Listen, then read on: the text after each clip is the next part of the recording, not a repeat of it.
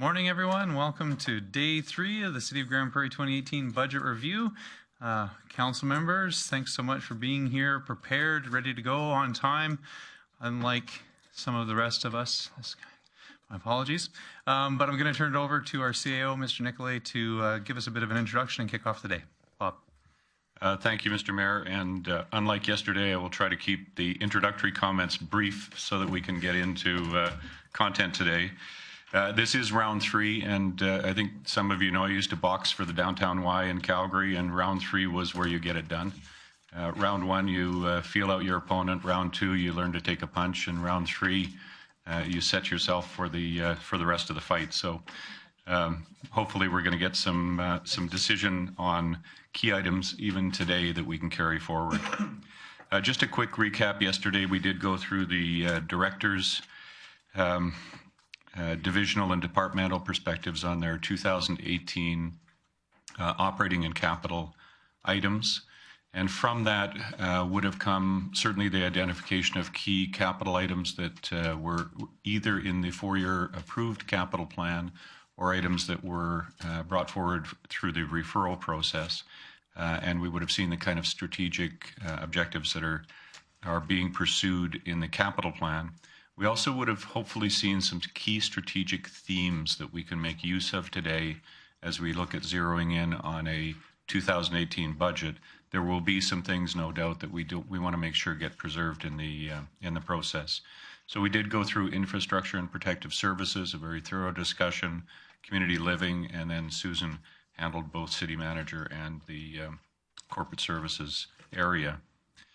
We then moved into an in-camera discussion on some of the more sensitive HR issues and restricted our conversation just to that so that the fulsome debate on the budget and discussion on the budget occurs in the public. Those were only restricted items where we have ideas that will tend to affect the lives of humans, and so we kept those in camera, but some interesting ideas coming out of that can manifest into action plans going forward. At the end of the day yesterday, we sort of established 3 pieces of work that still need to be done. One is to identify the strategic capital and operating items that we need to discuss. And some of those appeared on a slide, so that got us started. But there is now room for us to conclude on what was on the slide and to poll council for any other strategic items of a capital nature that we want to make sure get discussed. Either things that are not in the capital plan, which was the case yesterday. We talked about a phase 3 and phase 4 downtown project that was not in the capital plan, or things that are in the capital plan that are of a strategic nature, and council would prefer to see those not included in the capital plan going forward. So we'll get a chance this morning to start off, I think, on that as a continuation of yesterday. Then what we identified as our 3 steps yesterday. Step 2 was to look at what we were referring to as strategic operating themes. So if we're going to land on an operating budget today, or at some time in the foreseeable future, there will be already arising from the kind of discussions we've heard over the past couple of days, key strategic themes that council feels are important either for inclusion or exclusion, either for preservation at status quo or increase or decrease as we move into 2018. And hopefully we can have a discussion around those key strategic themes such that when we land on this is the allowable revenue variable for 2018, management can be dispatched to build the budget preserving the key strategic themes that council feels are important. That will be the dispatch that we're looking for. And then finally, the third piece of the effort for today is really to look at what the community tolerance and what prudence might dictate to be a reasonable level of tax rate increase for 2018 to meet those strategic operating themes, those strategic priorities going forward. And that discussion can go in whatever direction we need it to.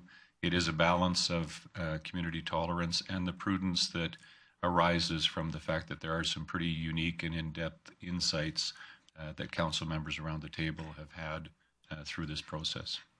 So with that, Mr. Mayor, I will start us off. I think Susan has the budget slide ready. This is the one we left off on, where we finally ended on the downtown project was that we approved for inclusion in the 2018 capital budget a project to engage phase 3, as it's indicated here, subject to an appropriate level of contribution from Aquaterra. And Arlene, if I get this wording too terribly wrong, perhaps you can correct me. Subject to redesign of the parking lanes to move from a paver surface to an asphalt surface on the parking lane, pardon me, and subject to an adequate provision for strategic communications, and adequate was specifically described as $125,000 provision to ensure that strategic communication occurs through the project. And that was concluded, and that's sort of where we left off yesterday. We did talk about phase 4, and phase 4 was not supported as going forward in the same fashion in 2018. Okay, thanks very much, Mr. City Manager. So I think with that, we're probably starting off at an appropriate point, talking about the next item on the list after the downtown items, which would be snow removal.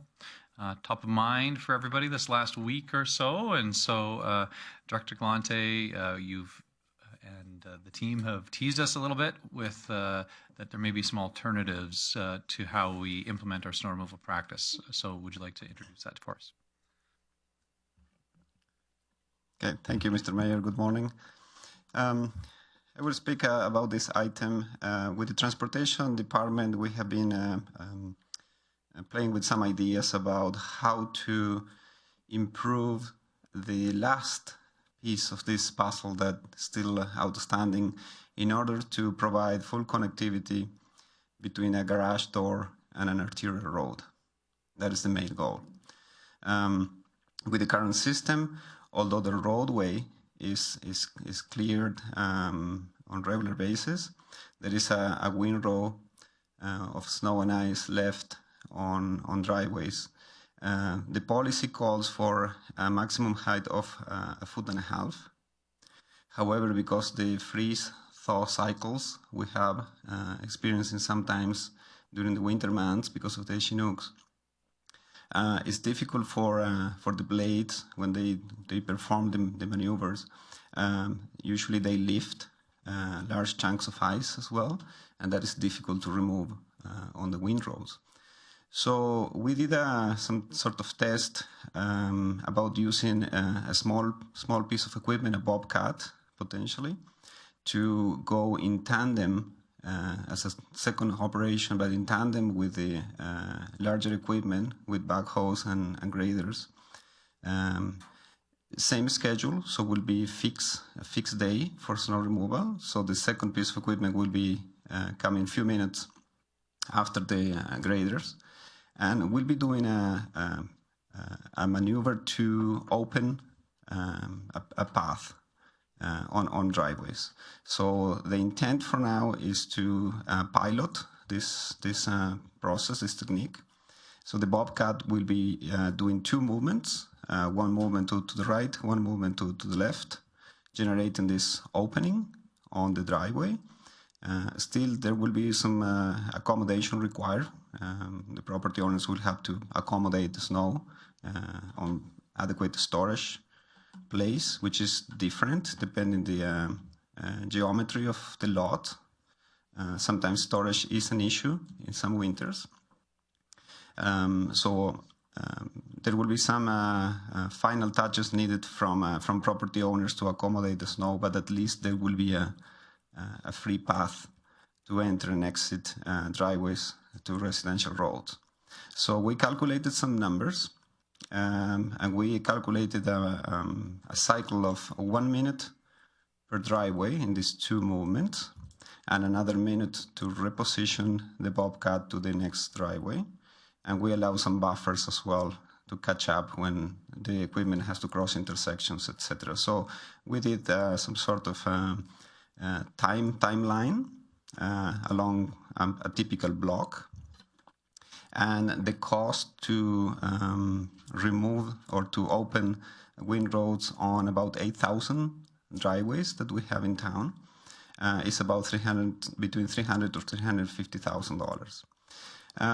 One thing I want to comment is the equipment will be working, if approved, crossing property lines, potentially entering into private property of driveways.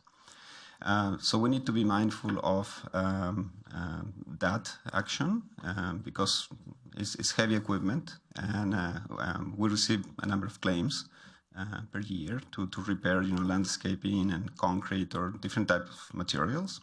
So we may see an increase that is difficult to calculate at this time. That's the reason we wanted to present this idea to Council as a pilot project for this winter and reassess the efficacy of this program in March as part of our winter wrap-up.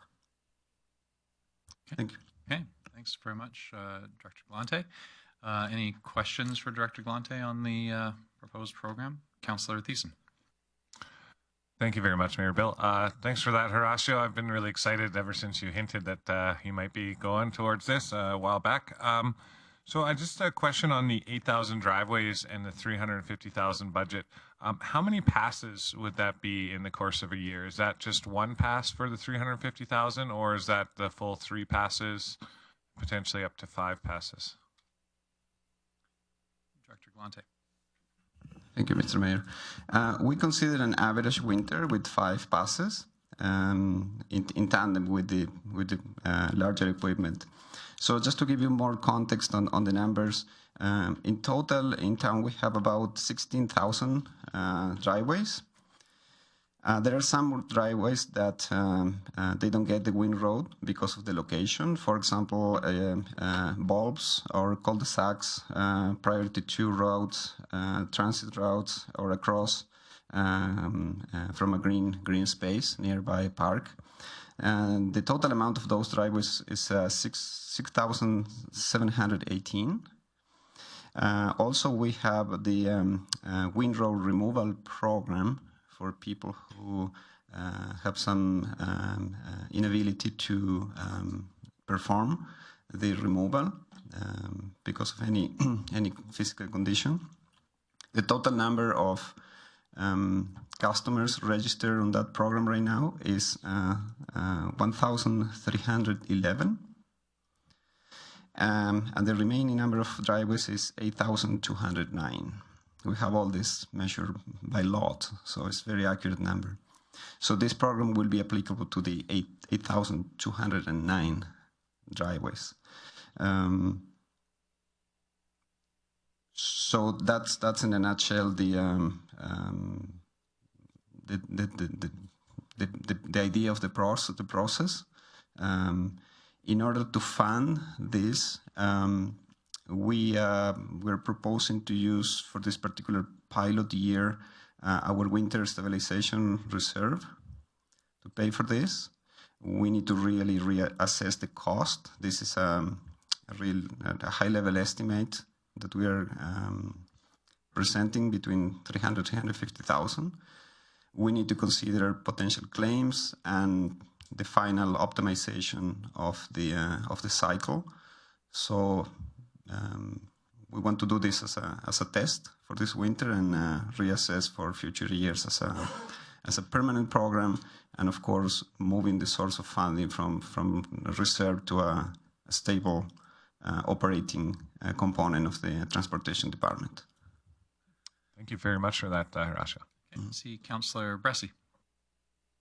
Thank you, Mr. Mayor, and thank you, Mr. Galante, for your department's work on addressing this. I really appreciate it. I'm excited to be talking about this. A question I have is for these 1,311 green pylon houses. We're already spending money on them. Is this $300,000 and $350,000 on top of that, or is that budget being folded into this, and is it inclusive of that? Director Galante. Thank you, Mr. Mayor. So we are currently including the window removal program on those 1,300 driveways as part of the existing approved operating budget for the transportation department. So the 350,000 is to is to fund the 8,200 new driveways. Councillor Friesen. Thank you, Mayor Given. Director Galante, could you, so that the windrows were left as a result of a terrible season a few years ago. Prior to that, we were not leaving windrows. What was used then? Was it bobcat clearing? Dr. Galante. Okay, thank you, Mr. Mayor. The system was completely different. I would call the previous system a parking lot operation, parking lot removal.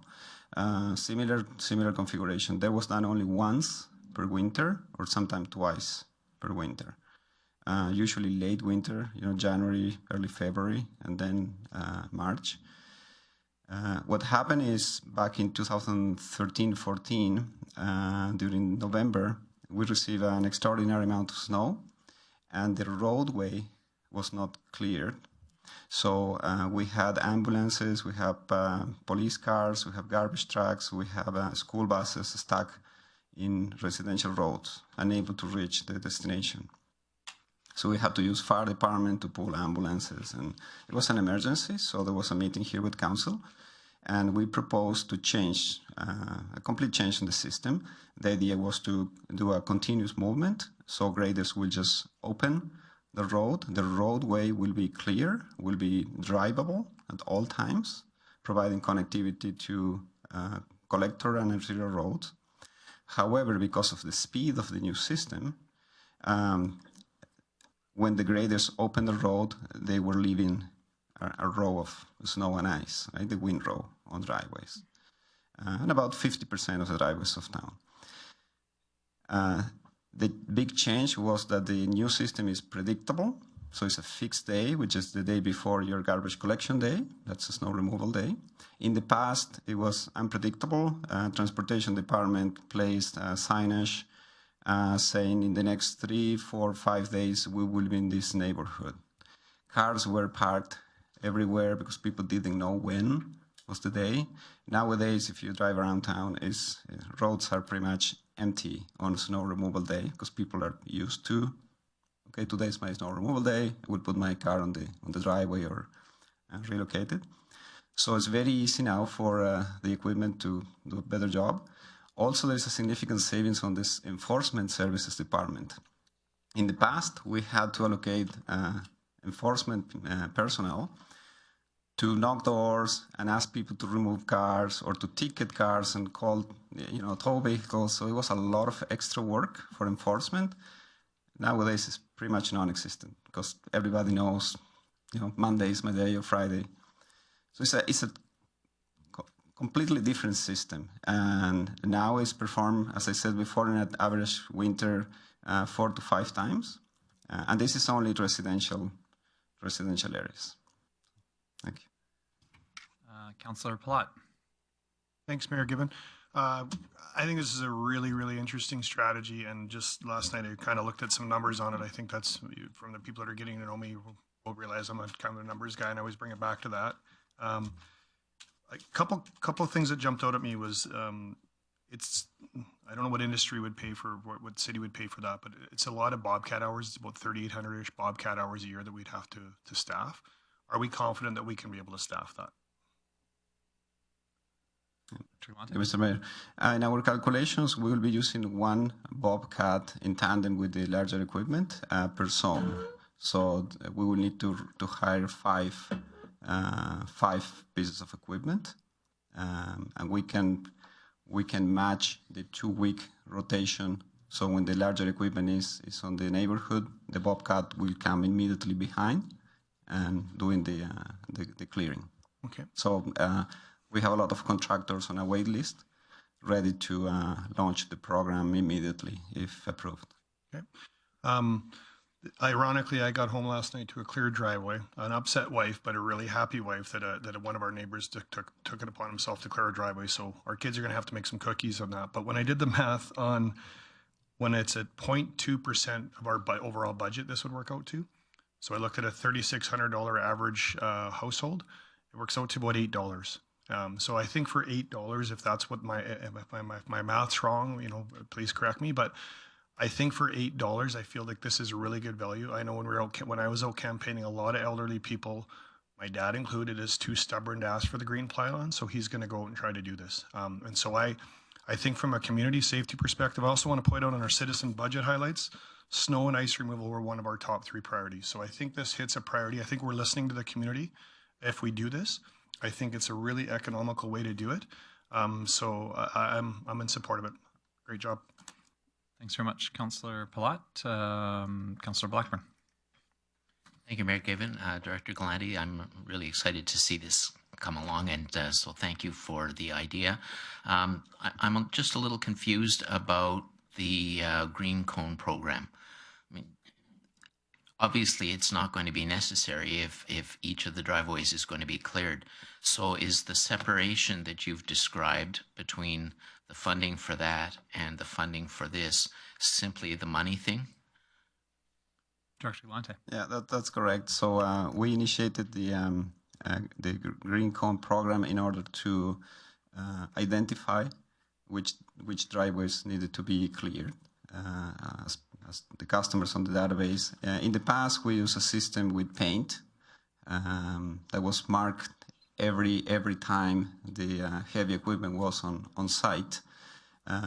It was very time consuming, labor intensive. So we decided to improve the system and provide some sort of marker, a cone, for the people so they can place the marker and the equipment operator will easily identify the driveway and perform the clearing. As I previously mentioned, the operating budget for the 1,300 driveways is already embedded into the transportation department, so there's no impact there.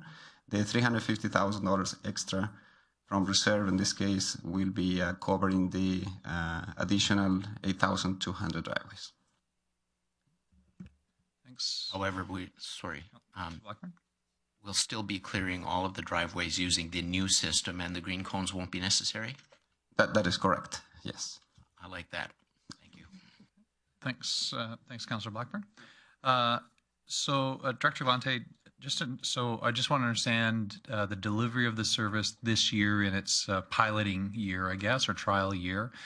You said that there was a list of contractors. So is the intent to do this with to use contractors to provide this service in residential areas? That is correct, Mr. Mayor. We use contractors for the residential snow clearing program and in-house forces for priority 1 and 2. So, and if it's a mild winter, we use our own forces for residential as well to keep the team busy. But on an average winter, the residential component is subcontracted, and for this component of the program, we'll be using contractors as well.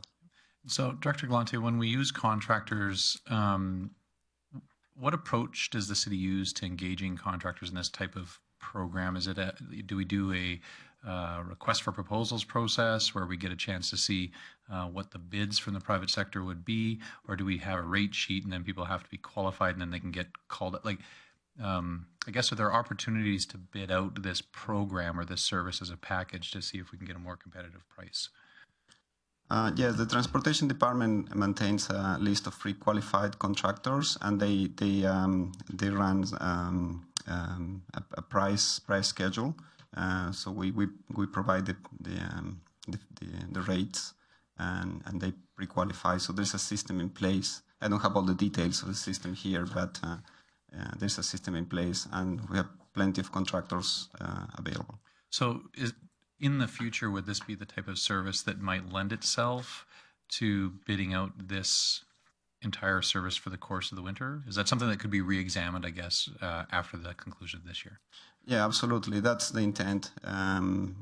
We really want to test the system for a season, determine the real cost, because all these are estimates pretty much done in a piece of paper and some testing in the field. We want to run a real site test in March. When we do our final winter report, we will have real cost and then decision point for council to incorporate this on permanent basis as part of the snow and ice control program. Okay, thank you. I see Councillor Clayton. Thank you, Mayor Given. Thank you, Director Galante. I think this is a great opportunity to test this pilot project. It'll make the community very happy, as many people have mentioned. I'd like to make a motion to support the snow removal strategy funded by reserve to the amount of $350,000. And speaking to the motion, as we all know, snow removal has been a constant issue. I truly believe that the first steps of this plan, allowing subdivisions to be cleared on a more regular basis, was the first great step. And this is an opportunity that administration has taken to find a better way to improve the initial plan. So I encourage council to support this. Thank you. Thanks, Councillor Clayton. That motion's in order, of course, and it's helpful for us to focus the discussion. Now we're talking about something that we're actually going to vote on. Councillor O'Toole. Thank you very much, Mayor Given. In previous years, we sort of had an idea on how much snow to expect. Sometimes it's been a surprise, but is there any weather forecast for average winter or a more intense winter?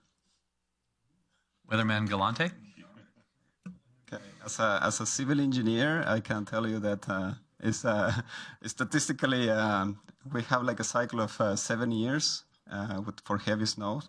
The last two have been, I would say, milder than average.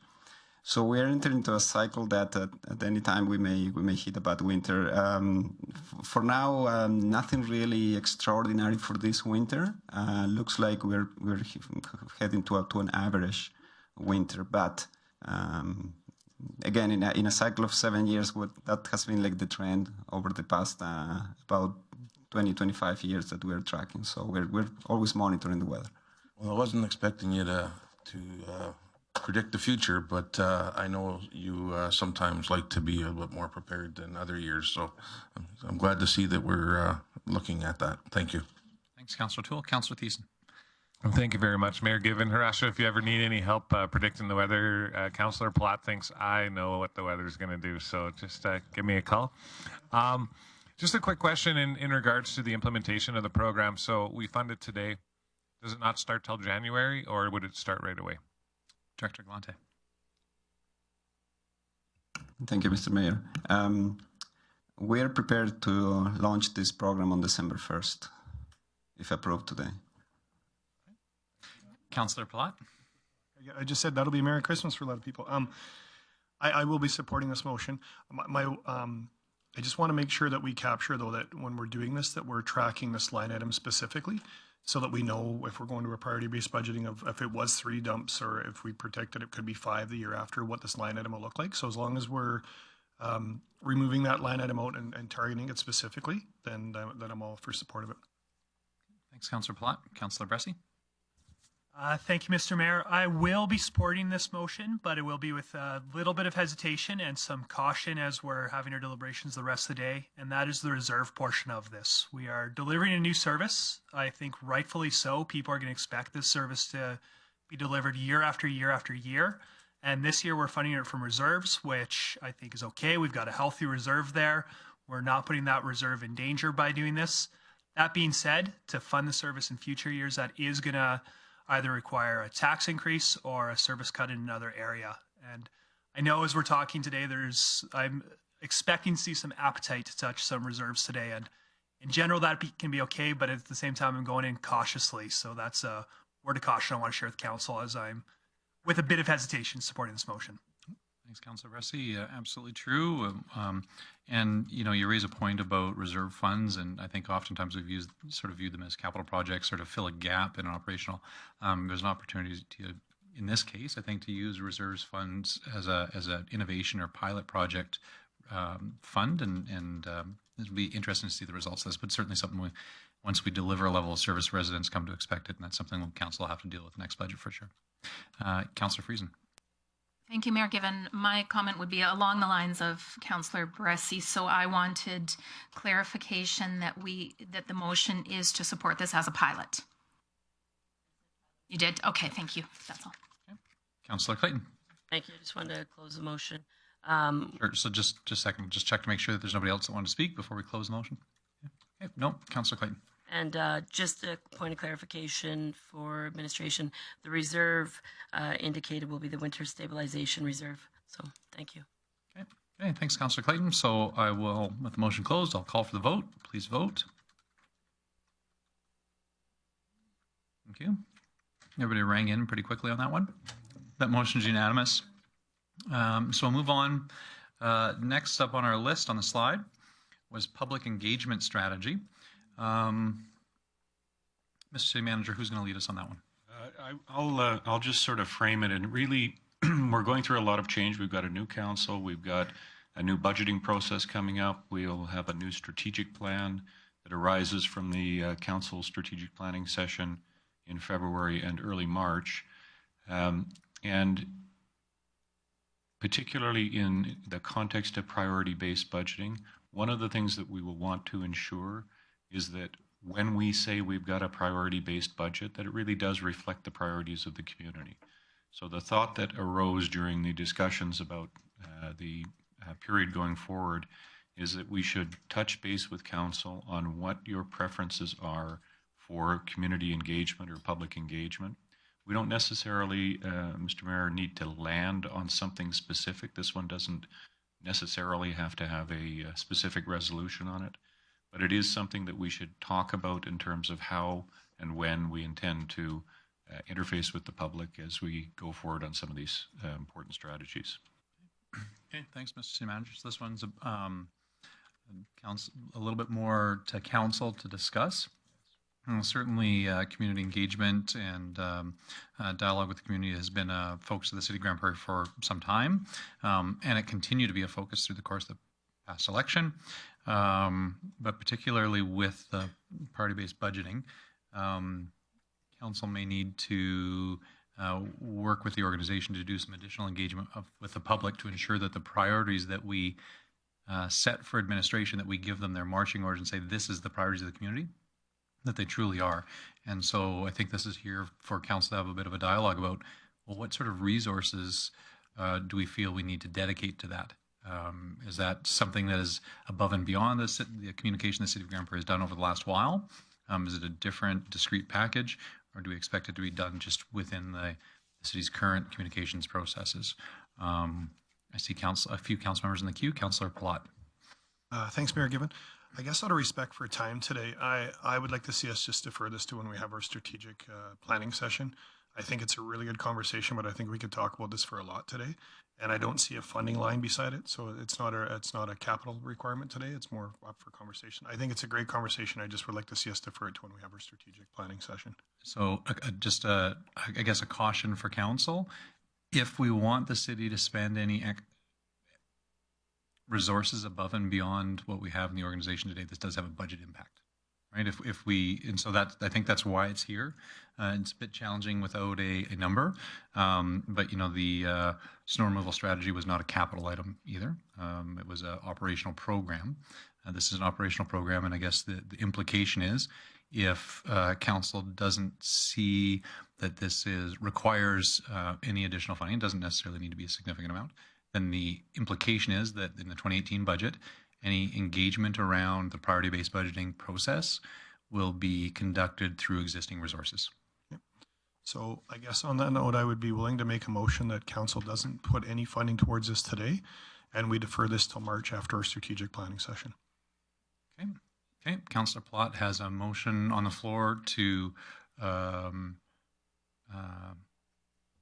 it's not really table because the budget discussion will be concluded, but to defer consideration of the public engagement strategy until after the strategic planning session.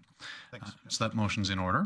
I will look around the table. There are a number of people in the queue, but we can sort of frame our comments in context of what Councillor Plott's motion was. Councillor Clayton. I agree with Councillor Plott's comments, so therefore I'll support the motion. It's hard for us to sit around and start throwing darts at a dartboard for numbers. Communication strategies can be free, communication strategies can be millions of dollars. So I mean, I think that without a number beside this, it's quite a discussion that needs to happen. And although I don't love the idea of going forward with nothing in mind into strategic planning for what the expenditure would cost, I think that at this point we need to have a further discussion on it. So I'll support the motion. Thanks, Councillor Clayton. I just saw the city manager. Just a point of clarification and perhaps management comment on the motion. The motion is not problematic for management at all. There's approximately $500,000 that is in the budget for communication and citizen engagement already. So the city has been well positioned for communication and citizen engagement for a number of years. As we witnessed yesterday, we also approved an additional communications line that was associated with the downtown project. So we're funded to move forward. It was really my objective in putting this as a line item today was to get the kind of discussion that we're having today. If it ends up in the strategic plan, that's entirely workable from management's perspective. Okay. Thanks, Mr. City Manager. Councillor Thiessen. Thank you very much, Mayor Given. Actually, the city manager just took the words right out of my mouth as far as extra budget line items, but I will support the motion. I do think that we can have a really thorough discussion about this in our strategic planning and then come up with a strategy as to how much we want to engage and what dollar value might be attached to that in future budgets. So I'll be supporting the motion. Thanks, Councillor Thiessen. I see Councillor Friesen. Before I go to you, Councillor Friesen, I'll just say that I won't support the motion. Appreciate the administration's comment around resources, that there is not necessarily a budget thing. I'm concerned, though, about doing it at strategic planning when we're in March. Ideally, we'll be coming out of strategic planning with a plan and some priorities, and administration will be charged with building a 4-year budget from, say, April. From April, when the city, when we come back, administration will have to build a 4-year budget. And I want to ensure that there's enough time for consultation to kick off pretty immediately after we get back. So I just am concerned about saying, okay, well, we'll come back and then administration will figure out how much consultation council wants to do and whether that's a week or a day or a month or whatever strategies. And I'm not sure that at the strategic planning we should be thinking about the strategy. Maybe we should be thinking that's probably administration sort of level. So that might be a bit too long in terms of deferring the discussion about what we think that needs to look like. That's my only reason that I wouldn't support it. Appreciate the budget implication or that there isn't a lack of one. But if we're not telling administration what our expectation is around a 4-year budget process until after we've developed our strategic plan, that puts them behind the 8 ball. And it really runs the risk of the public communication being window dressing rather than doing it in a timeline that allows it to potentially directly impact the priorities. So that would be my caution. Councillor Friesen? Actually, I'll pass. That's okay. Councillor Palat? I'm not sure if this will be closing, but I guess I would be willing to amend my motion to ask that administration comes back to report in a timely fashion of what they would like the strategy to look like, and then we can see how we could fund it at that point, if that pleases everybody. Sure. And so that won't be closing. There's others in the queue. But so if you're amending your motion, changing your motion, so direction to administration, direct administration to bring back a public engagement strategy around the priority-based budgeting process. And that could start the conversation earlier to as to your concerns, Mayor Given, which I think are valid. But I don't think we can put a funding number on it today. So yeah, no, and so at least that would absolutely satisfy my concern. That would get it in process. Administration to start thinking about the level of public engagement that might be required around priority-based budgeting. And then that way, even potentially going into strategic planning, administration could inform us about what that plan looks like so that when we come out of strategic planning with some high-level priorities, we're immediately ready to kick off that discussion with the public. So that would absolutely address my concern. Councillor Blackburn? Thank you, Mayor Given. I was not going to support this motion, and at the risk of having the motion pass, I wanted to ask a question about what administration thought public engagement might look like. But with the amendment that's been proposed, I'm hoping that we will learn that information soon enough to be able to do everything efficiently. Thanks, Councillor Blackburn. Councillor O'Toole? Yes, thank you very much, Mayor Given. My concerns were the same as what were brought up. Obviously, CLT team has got some ideas that they'd like to see through. I know you mentioned that there is some money put away for that, but there's also a wish list, I would imagine, that they would like to maybe go above and beyond. We do have a new communication expert that we'd like to consult with too. So my personal beliefs is I think we need to have a look of a wish list and let the council decide on what can go forward and spend the appropriate amount of money. I don't really want to engage in a program where we're not funding it as much as we should have, or we're overfunding it too much. So there you go, my comments. Thanks, Councillor Toole. I don't see anybody else in the queue. And so we have Councillor Plott's motion as reworked to direct administration to develop a public engagement strategy with respect to the priority-based budgeting process. Okay. And so this is direction to administration. Administration will work on that in due course, bring it back. I think they've heard that there's a desire to see that probably prior to strategic planning, certainly, but this gives them some direction to start that. I don't see any further discussion, so I'll call for the vote. Please vote. Thank you. That motion carries. The next item on our list, on our pre-printed list anyhow, was the community funding strategy. Again, maybe I'll look to the city manager for introduction on this topic. Thank you, Mr. Mayor. And not dissimilar to the last item, actually, we don't necessarily need to have a specific decision made in the budget right now. One of the things that we encountered, though, as we started to get into the detailed scenario budgeting that was delivered during this year's deliberations, is that we have a significant portion of the expenditure profile that's dedicated to community investments, community groups, community funding programs. And that when the division leaders, when the directors went through each of their departmental budgets and was making cuts and adjustments to try to meet the targets, we didn't consider that reducing community funding unilaterally was part of what we should be doing. So we looked at the expenditure profiles within the departments, but if we were funding STARS Air Ambulance, for example, that was not something that we modified in any of the budget scenarios that went forward. And I think that was an appropriate strategy this year, this time through. But when we added it up, we currently fund about $4.6 million worth of community funding efforts inside Grande Prairie. And that doesn't include things like the library or the art gallery. These are funding to agencies and not-for-profits, et cetera, that occur throughout the community. So that's about $4.6 million. We had in 2017 approval of an additional community funding effort that took $200,000 from prior year's surplus and funded what we referred to as the large tourism events policy. And that $200,000 went through a process in 2017. In fact, it's still continuing. It saw the Folkfest funded at $100,000. It saw for the first time, at least in recent history, the Stampede funded by the municipality to the tune of $50,000.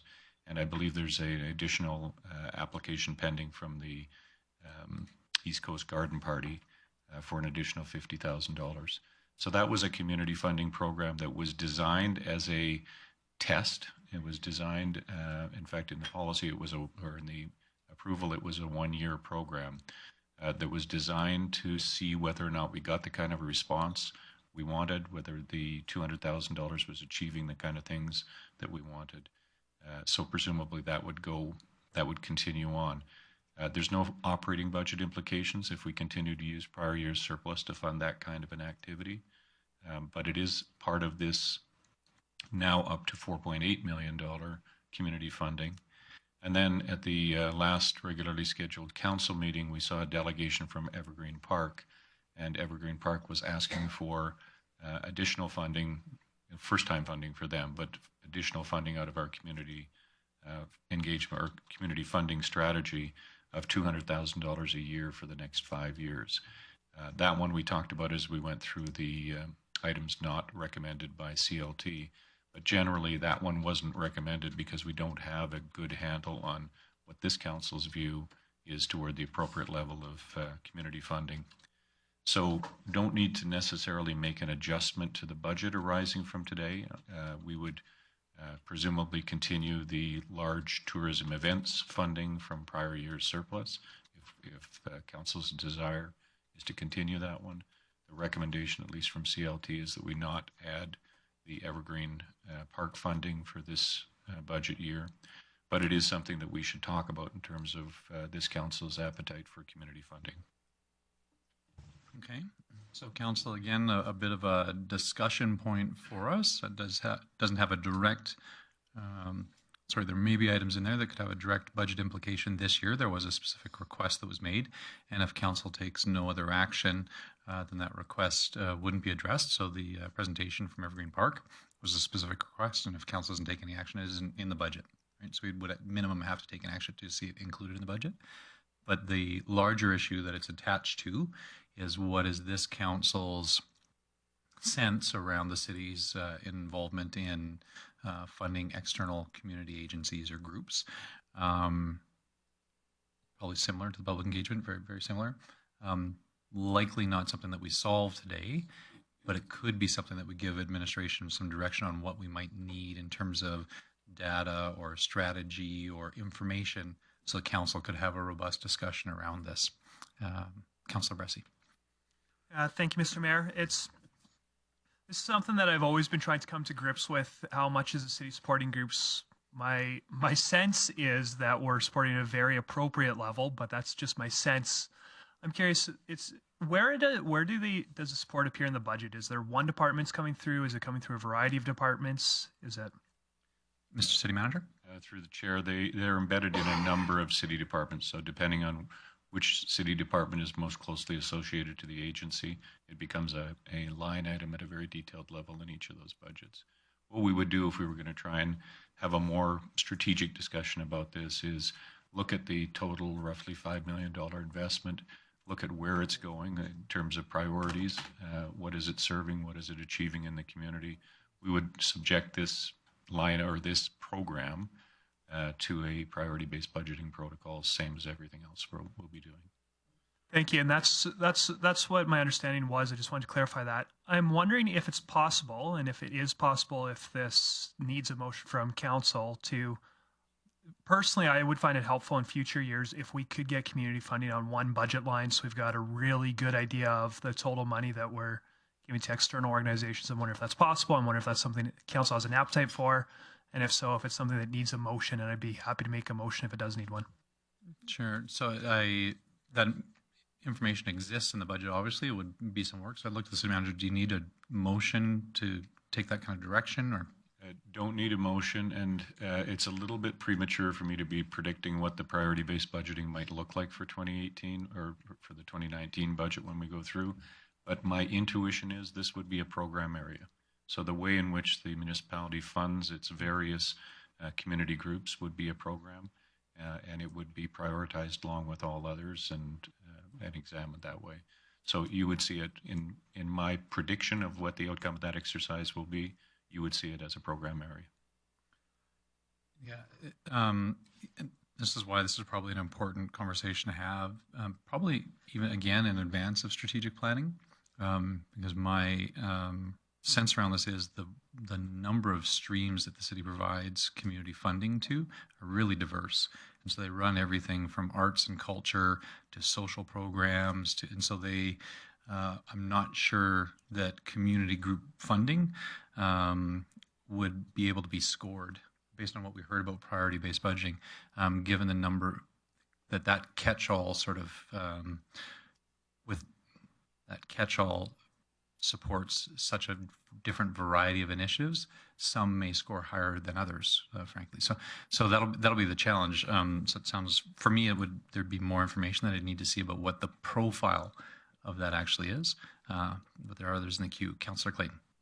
Thank you, Mayor. Given if there's no other questions, I'd be prepared to make a motion. There are a number of other people in the queue, and so I've got Councillor Plott, Councillor Blackburn, Councillor Friesen, Councillor O'Toole, and then we'll come back to you if you have a motion arising. Okay, Councillor Plott. I was in the same boat as Councillor Clayton. I was prepared to make a motion. Okay, I'll just make sure that there aren't any other questions. Councillor Blackburn. Thank you, Mayor Given. I just wanted to speak in general terms about the concept of supporting community funding strategy of some kind. We've talked a lot over many years through this city about the fact that it's a great place to live, work, and play. And aside from the capital projects and things that we support that attract people and keep them coming to Grande Prairie, I believe that the funding that we provide within the community works towards the same end. And so I would like to ensure that as part of our ongoing strategy, and regardless of when the discussion takes place, that we look upon this as something that's a really good investment in the future of Grande Prairie and its growth. Thanks, Councillor Blackburn. Councillor Friesen. Thank you, Mayor Given. I'll actually wait until a motion has been made, because that may, I may not need to ask. Sure, okay. So just as we get, I see Councillor Toole still there, but as we get to motion making, I think it would be really, for me to make any decisions on these, I'd like to be able to understand the discrete items as well as the overall picture. And so it really is, the development of a community funding profile or package would be really, would really assist me in my decision making. That would include sort of what we're funding, the agencies, as well as what city funding may leverage, because there are some programs where city funding directly leverages provincial funding, like the FCSS program. And so I would need in that profile of city community agency, community funding, to need to understand sort of those things, because something that is a flat out city grant that doesn't leverage any different dollars may receive different consideration from council than a city support that does leverage other provincial, other dollars. And so that profile would be really helpful to me. And so when we get to motion making, if I hope that motion will include something about administration gathering some data so that council can see it. Mr. City Manager? If I can just respond to that and perhaps save the word crafting in the motion, that would be what we would expect to deliver you. So if there is a motion for this to be subjected to the priority-based budgeting exercise or to a report to City Council, in either one of those scenarios, there would be a very detailed report on each one of the line items and why we do them, what we expect to achieve from them, etc. Just in terms of timing, and again, to assist anybody that would make a motion, is it a reasonable expectation that council could see this before we went on our strategic planning, so that we'd have some sense of it as we start to talk about what our priorities might be? We have some sense of what's already happening, rather than applying those priorities to. Short answer is yes. Okay. You should expect to see it before the strategic planning exercise in your preparation package for it. The intention wouldn't be that is the priority-based budgeting exercise. That'll come out of strategy. But going into it, you should expect to see a thorough report on this. Okay. Councillor Clayton is pretty excited about making a motion. Well, I was thinking and I know a motion that we can discuss the details of what's going to come out of it. Yeah. So I'd be prepared to make a motion that administration put together a committee of the whole meeting where we assess the opportunities within our community in regards to new opportunities, existing opportunities, and during that discussion we have an opportunity to assess the value of existing opportunities and new opportunities. So I look forward to that discussion at a council level, committee of the whole meeting, to happen within, in a reasonable time frame, hopefully within the next few months. Okay. So, Councillor Clayton, that might not exactly constitute a motion. Appreciate the intent. It sounds like the key operative there was your intent was to direct administration to convene a council committee of the whole, specifically to look at the issue of community funding strategy. Yes. Okay. Mr. City Manager? Maybe just clarification, Mr. Chairman, and maybe the mover would consider this to be a friendly interpretation. When we meet in strategy, we are a committee of the whole. And rather than dealing with this outside of the context of our strategic deliberations, if we prepare this kind of information, have a session in committee of the whole during these strategic discussions, I think it'll give it a more strategic context against the rest of the things that we're trying to accomplish. That's fine with me. The mayor had asked for it prior, though, that's why I put it in there. So, okay. So Councillor Clayton, we'll need to summarize that that direction. Existing programs there, as well as new opportunities. So in that, Councillor Clayton, are you asking administration to make some estimation of what future program Right. requests might The come city into the manager had future? mentioned that there was issues that they wanted to discuss. So let's have those there. Okay. Okay. So direction to administration to bring community funding information to the strategic planning process. Councillor Clayton, does that meet your intent of the motion? Yeah. Okay. Is that clear to administration? Okay. Yes. Just sort of looking to the people that are recording the motion and to the people that are going to have to actually enact the motion, that they understand council intent? Let's have a meeting. Let's see the opportunities. Let's discuss it. Simple. Yeah, well, so there's a difference, though, Councillor Clayton, between saying, let's get together and talk about it, and informing administration on what information we'd like them to provide. That's the Administration has difference. indicated that there's the information they'd like to discuss. Let's discuss it. Okay. Right? And at that time, I added to the element that we want to have existing programs discussed to evaluate whether they need to continue to be funded. Okay. So, Councillor Clayton, Arlene, can you read back what you have been able to record? So I have council direct administration bring a report for community funding information to the strategic priorities session to assess the value of existing and new community funding opportunities. Okay. Actually, Councillor Clayton, did you mean strategic planning session or did you mean strategic priorities review? Because they're distinct and different things. No, strategic priorities review. It's what the CIO. So the strategic priorities review is in the course of like a couple of weeks.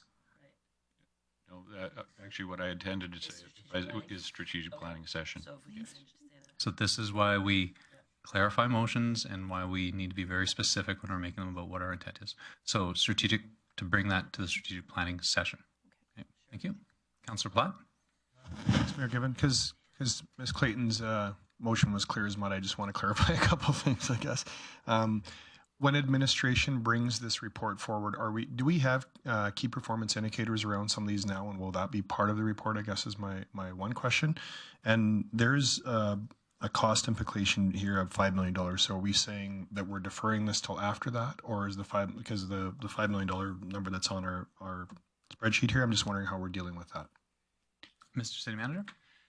Through the mayor, the $5 million number there was just to generate discussion. There is 4.6 that's currently in the budget, and these are existing embedded programs, and many of them contain commitments for multi-year participation. So it wasn't our intention that be dissected and examined in any kind of detail. In terms of whether or not key performance indicators will be part of this, we'll certainly try to do that to the best of our ability between now and strategic planning. As we move forward, if this does become a program area for priority-based budgeting, it will certainly have those kind of key performance indicators. Okay, so thank you. I will be supporting Ms. Clayton's motion on that. Maybe if there's one more layer on the KPIs, if we don't have them, if there's an opportunity for administration to maybe make some proposed KPIs so we can work towards dialogue on what we are looking at for that, if that's possible. Because I think there's a real opportunity, as Mr. Blackburn had mentioned, that community funding is huge. I just want to make sure we're putting it in the right spots, and I don't know how we would measure that without KPIs. So, Councillor Platt, I think you're exactly right, and I think that's when the KPIs may have close relationship to what council defines as priorities. So once we say these are priorities, that administration will be able to try to measure the programs against those priorities. So it may be challenging before we've developed what the priorities are for administration to measure them against anything. I guess would be the caution just in terms of what we can reasonably expect to show up. But, yeah. I don't see anybody else in the queue, so I will call for the vote. Please vote. Thank you. That motion carries. Now that's the conclusion of the items that were on our PowerPoint slide.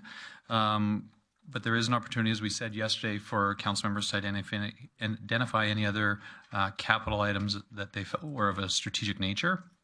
As discussed yesterday, this was a point where we would likely have a bit of work around consensus building in terms of if there's an agreement that something's of a strategic level, then by all means, let's discuss and debate it. But let's do our best to recognize that we're trying to look at these things that are at a strategic level. Councillor O'Toole. Would it be time to bring up the fine arts funding? The fine arts structure study? $200,000? Performing arts? Performing arts? Okay. Yeah. Artsy. Yeah, there's a bunch of different types of arts. Yeah. So I would make a motion to delay the funding for the next budget, not this one. As speaking to it, the implications were not that. So, sorry, just a second, Councillor O'Toole. Let's just confirm with administration. Does the 2018 budget currently reflect the 200,000? That's the number that we're talking about. Does it currently reflect the performing arts feasibility study? Is that amount in the budget, or is it not in the budget? I'm looking at, I guess, Director Miyagi. Thank you, Mayor. It is a referred item, so it's not in the budget currently. Okay. So, and yeah, just in terms of process, so there's two types of motions that we would need to make. Well, okay, technically three. Like we've done with the last couple, direct administration to develop some information that council could review that would allow us to make better decisions on a go-forward basis. Those wouldn't impact the budget necessarily. We need to make motions to remove something from the budget, right? Or we need to make motions to put something in the budget. So if there's something that's not in the budget, you don't need to make a motion to not put it in the budget, as Councillor O'Toole knows, and that's why we got that clarification. But if you want to put something in, that's a motion. If you want to take something out, that's a motion. If you want it, you don't need to make a motion to leave something in. You don't need to make a motion to leave something out. Right? So deny that, or that last little bit I was talking about. Just disregard. Okay. Thanks, Councillor. But that's why we'll just ask for the clarification really quickly when council members raise the idea, and this is, I think, the idea around consensus building. Just make sure we all have the same understanding of an issue. Councillor Clayton. Just a question, I guess, point of clarification. Would it be possible for us to go through the departments, indicating through the motion what level of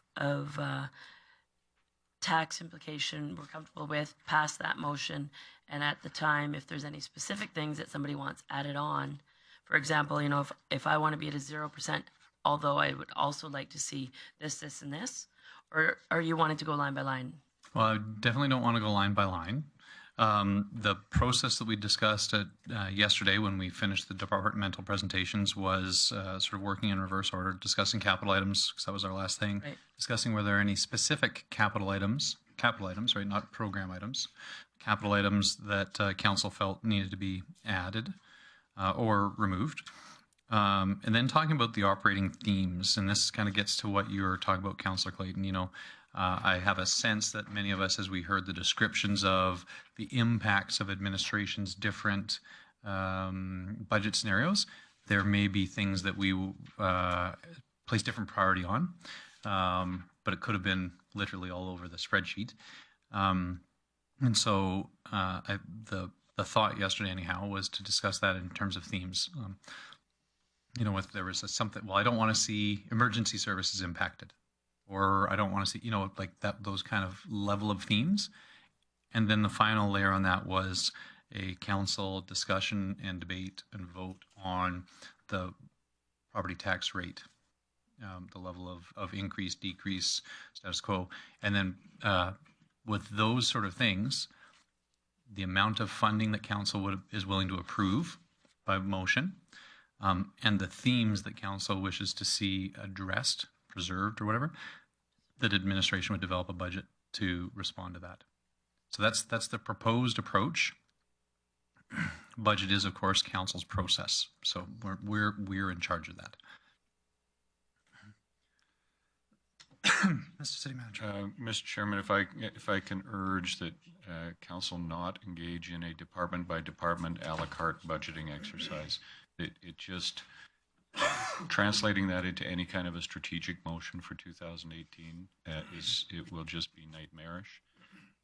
if we have to do it at anything other than a very, very macro level, if we did it on a divisional basis, that might give opportunity for council to frame the strategic issues, strategic operating issues.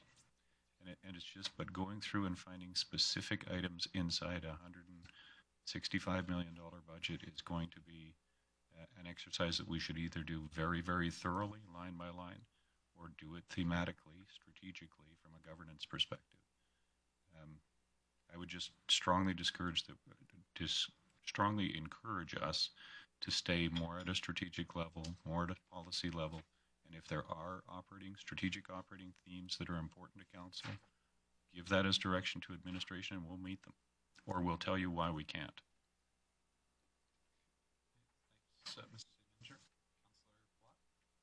So I guess I'm just looking for clear. Are we working on capital still, or are we getting into operational? Well, that was, again, I'm flexible. This is not a rigid process, but sort of the proposal was to talk about capital items, 'cause that's kind of where we left off, right? Was some of those had operating impacts, but by all means, if there are strategic level specifics that you want to identify, that'll be the time.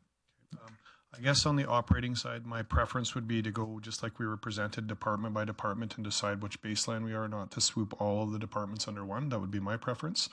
But if we're talking about capital, my first capital item that I'd like to flag or have some discussion around, because I'm not in support of, and sounds horrible from a guy that has 2 little kids, but when I asked around, it sounds like we have about 160 parks in Grande Prairie right now, and we have a community of about 66,000 people. So we're averaging a park for about every 400 people. And the amount of capital it's going to require to keep replacing these parks over time, I'm very concerned about whether we can sustain that amount of parks moving forward and how much capital costs this could have on our city in 15 years. So I would not be supporting the Muskogee Park kiosk or the playground enhancement or playground replacement and resurfacing for $150,000 capital tax, and also the number of non-government sources for $150,000 in that area. I'd like to see some more information about whether that's a need or a want, and if it needs to happen today, or it could happen in 3 to 5 years. And so there's $300,000 there. I guess I'd like to flag to start off with. Okay, so so we are in the capital sort of area, and so if there are, that's certainly within the rules or the playing field, I guess, that we're trying to be on here. So the motion related to that would be that the Muskogee Park Senior Playground Replacement and Resurfacing. So just make sure that that I'm looking at the same line item that you are. Yep. Yeah. Correct? And I guess, yeah. That not be included in the 2018 budget. Yep. And to expand the reasoning on that, I feel like with Muskogee Park, we're adding a pool, we're adding a skateboard enhancement down there. We just put a new park over by the hospital. I feel like it's our jewel of our city. We've put a lot of capital into that area. So I just feel this $300,000 not necessarily at this time. So. And I just want to make sure. Sorry, it's actually $700,000 because there's $400,000 on the next page for replacement and resurfacing as well. I'm not sure if that's all for the same park. Okay, so there's park signage, which is one thing. There's no. Sorry, Mayor Given. There's the bottom 2 line items are senior park, playground replacement, resurfacing, capital tax of $150,000. Yes. Non-government sources of $150,000, and on the next page is a referred, not yet approved, which again, I don't know if we need to even make a motion about that, but there's a $400,000 sitting there as well. Thank you. So that I just wanted to clarify because I thought I heard you say kiosk in there at the start. I did. I made a oops there. Okay, no problem. Okay, so the motion would be that the Muskogee Park Senior Playground Replacement and Resurfacing not move forward in 2018. Correct. Yeah.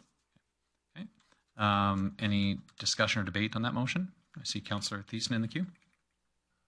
Thank you very much, Mayor Given. At this level, I'm very supportive of the motion. I do believe that we have a lot going on, as Councillor Platt intimated towards down in Muskogee Park. The last thing that I want to see is a kind of a collusion of construction schedules happening. So if there's no pool accessible down at Muskogee Park, and then we chop up their largest playground at the same time, that's not going to be a very family-friendly atmosphere, which is part of our old strategic plan and one of our guiding principles. So I'll be supporting this motion. Okay. Thanks, Councillor Thiessen. Any other discussion or debate? Councillor Minhas. I would support this motion, but I need to understand And this is just for 218 we talking, or we talking about for never fix that senior? So just to remove it from the 2018 budget. And so it would still stay in the city's capital plan as a item that would need to be considered at some point. Okay.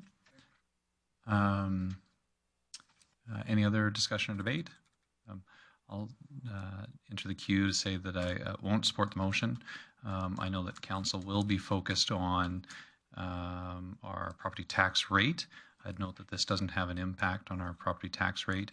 And the pavilion portion of Muskogee Park is probably the most widely used from the range of community walks and events, and even going there with my family. I know that the traffic in that park has been pulled over to the one that has been redone. Even the big kids want to play over there now, and so I certainly see the intent here to match that.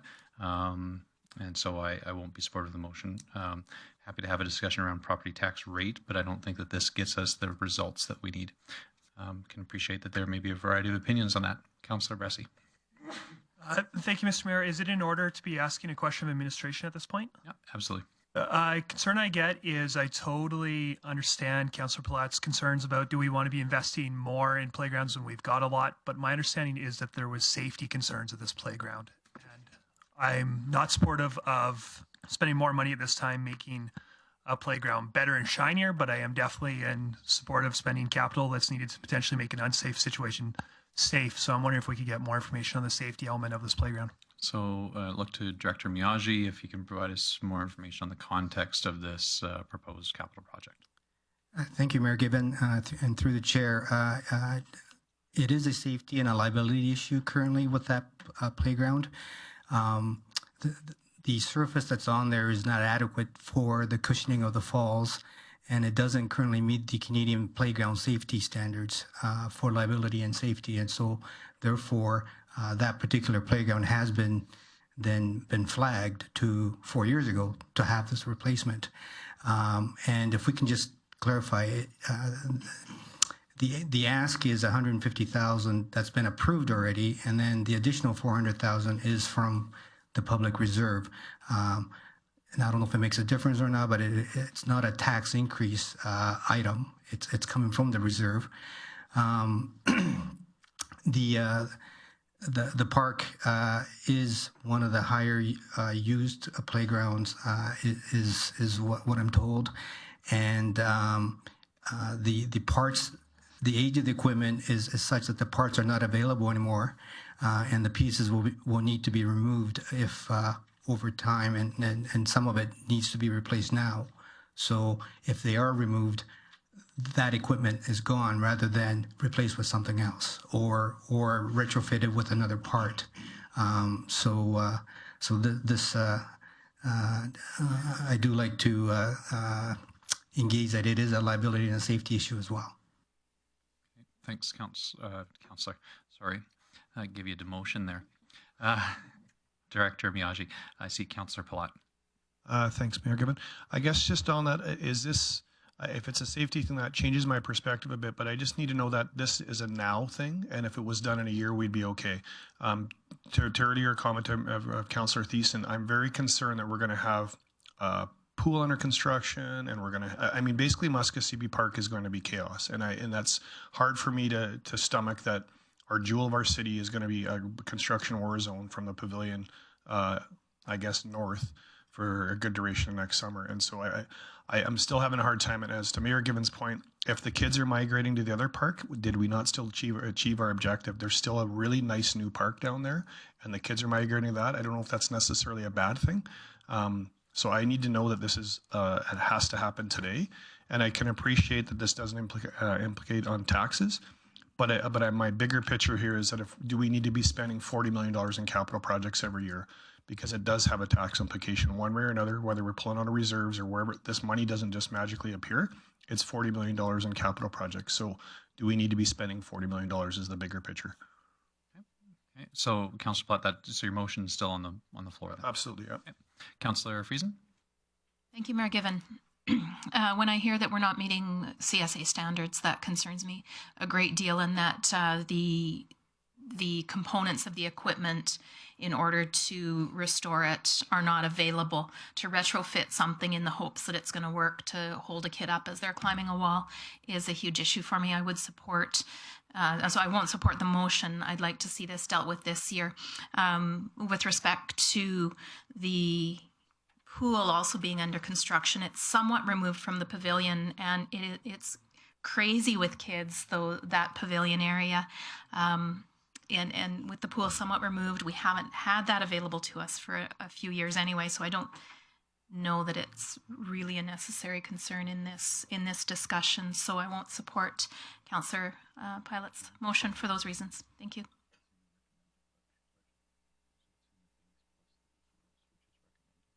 So I'm getting a bit of clarification from the city manager around what I was saying before, and this one is a bit, everyone has got its own unique nuance. So this one has some amounts that were pre-approved that were already in the budget for 2018 that are in there.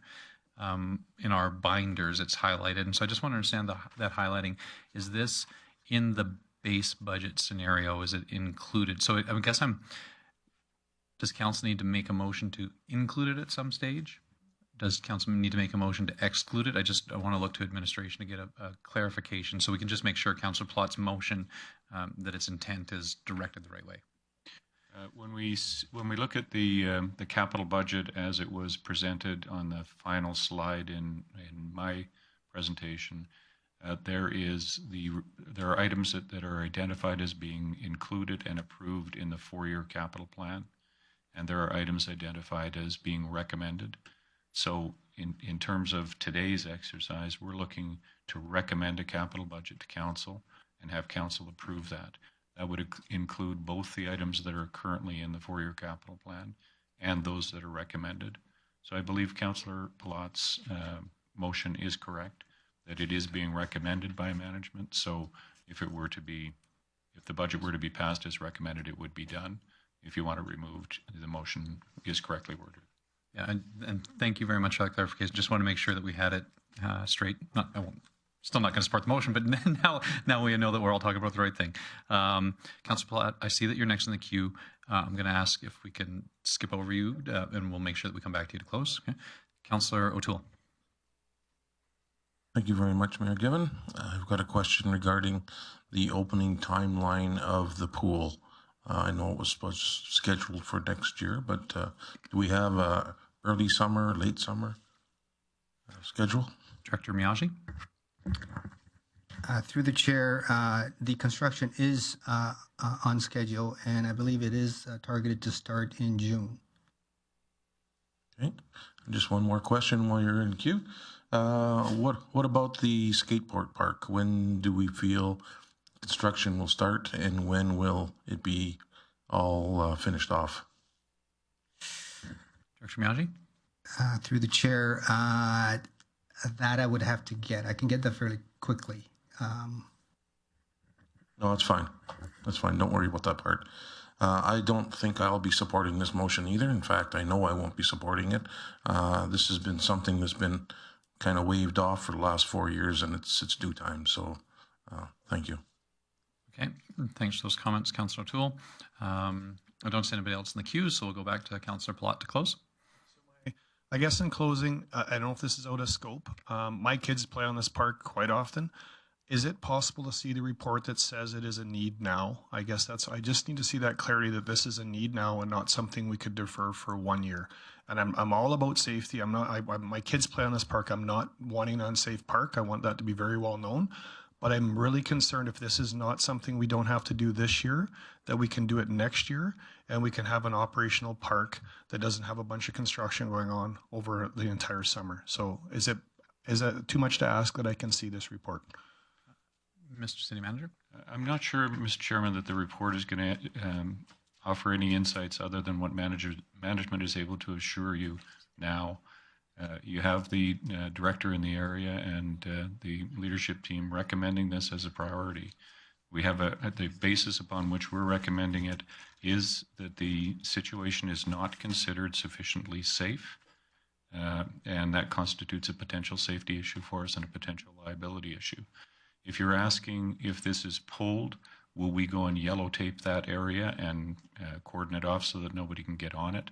I don't think we're quite at a stage where that would occur, but we can't operate what we know to be unsafe parks and have children playing on them.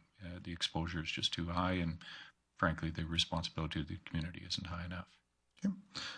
And so on that note, I'd be willing to retract my motion and not leave it out, because if it is a safety thing, I certainly wouldn't support that myself even.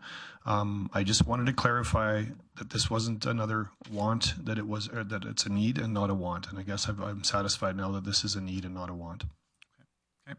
Thanks, Councillor Plott, and that's fair.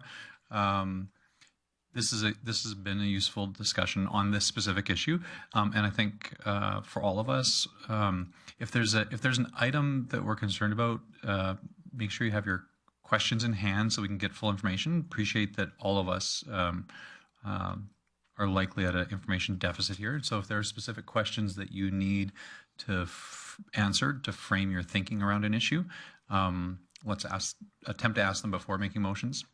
We won't always have that. And that's fine.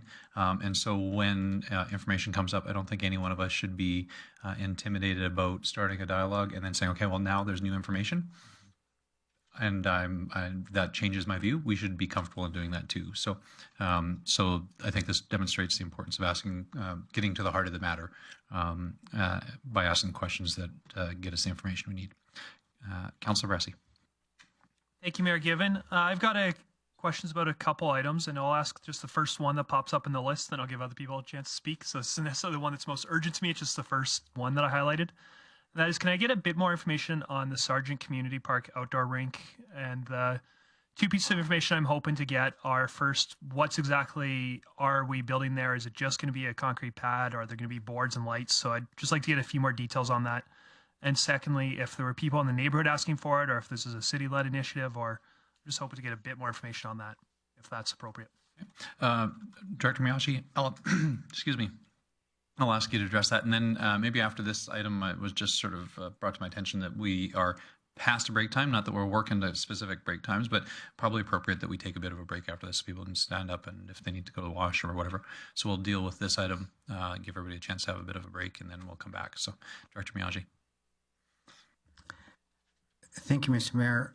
And through the chair, this item has been initially requested as a outdoor high board rink, and I believe that came up a couple of years ago. Now, with that said, the community has been surveyed actually, and the results of the survey should be coming back soon, or if it's not already. Where they were just to confirm that that there wasn't something else that the community wanted. The preliminary information that we're getting is that it is still a rink. But with that said, that survey would confirm that.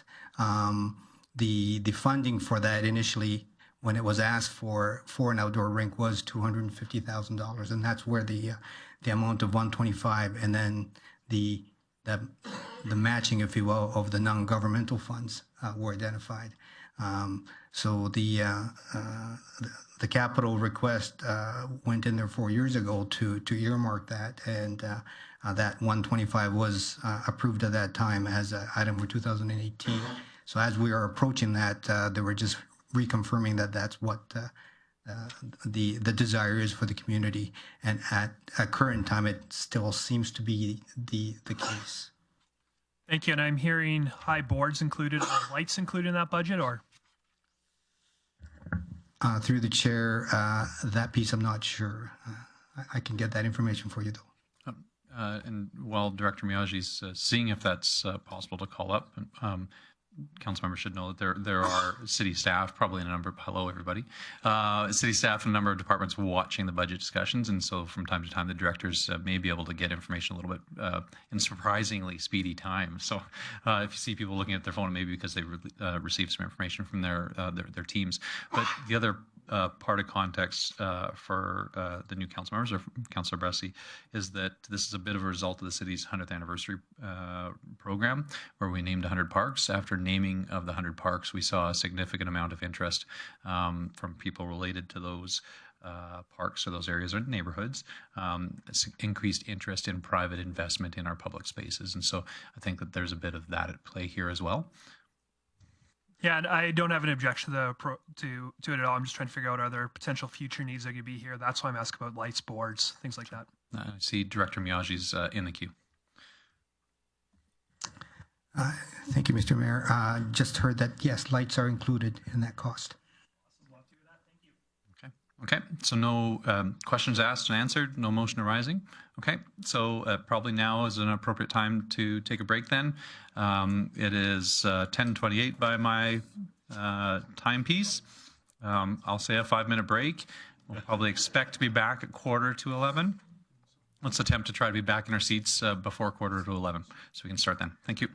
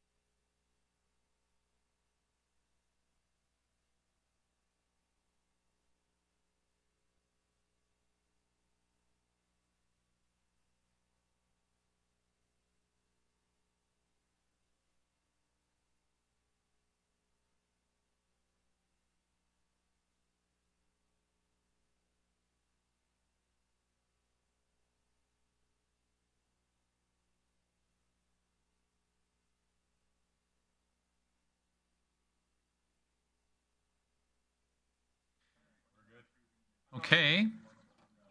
Let's call it back. That's a first. That's a first that we're back in our seats before the time that we said we would be. So we've had some suggestions on process and sort of approach, and so we will attempt to go through to make things more manageable. We'll go through by service area. And so, Mr. City Manager, what was our first service area that was up? Was that infrastructure and protective services? Yeah, and in fact, you just have to turn your microphone on there. Thank you, Mr. Chairman. And perhaps I can ask Susan if she would bring up the slide from my deck that is the last slide. And it is the 2018 budget review summary that offers us a look at the divisions, each of the divisions at their various levels of funding. And that could be used as a guide, Mr. Chairman, then for us to have division level discussions during which content related to any of the departments could be highlighted as a strategic priority. Okay, I have a feeling that'll be our reference sheet, and there may be some specifics. So let's start with that.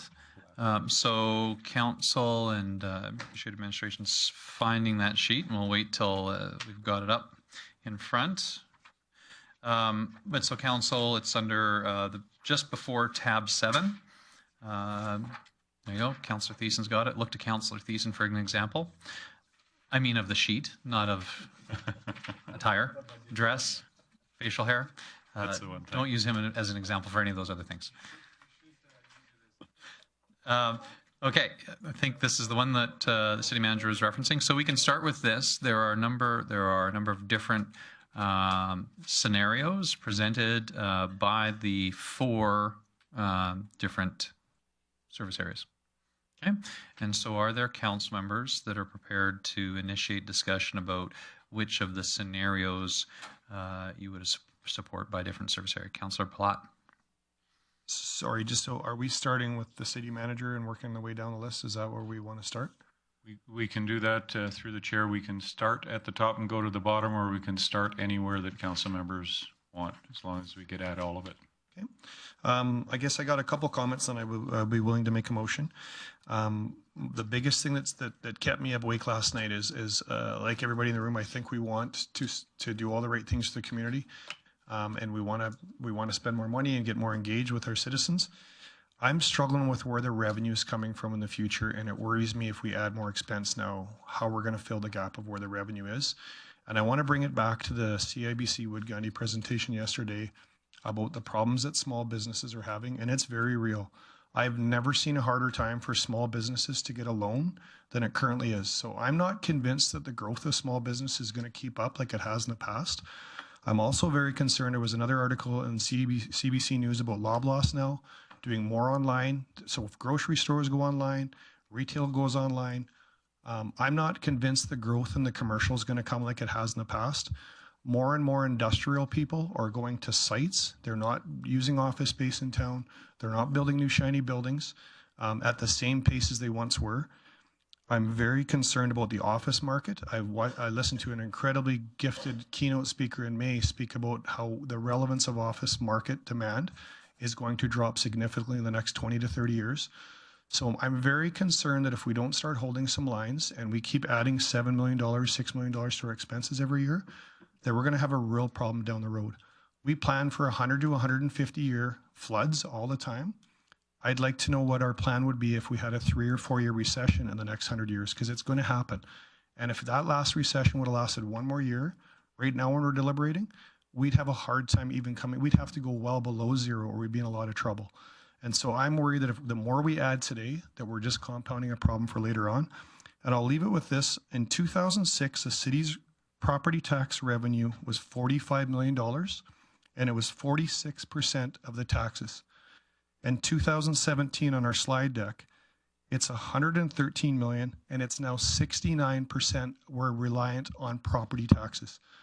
And that scares me. In 10 years, we went from 46% reliance on residential taxes to 69% property tax So until we find other funding sources, and we're hearing all the time that property taxes from residential are a loss. If industrial and commercial doesn't step up in office, where's the revenue coming from? And so it really scares me, you guys, and I think we really need to be realistic about the responsibility of this group is to look at the longer picture. And I'm very concerned if we raise taxes to a point and we keep moving these up without knowing what the revenue are. We heard yesterday that we have no guarantees on revenue increases.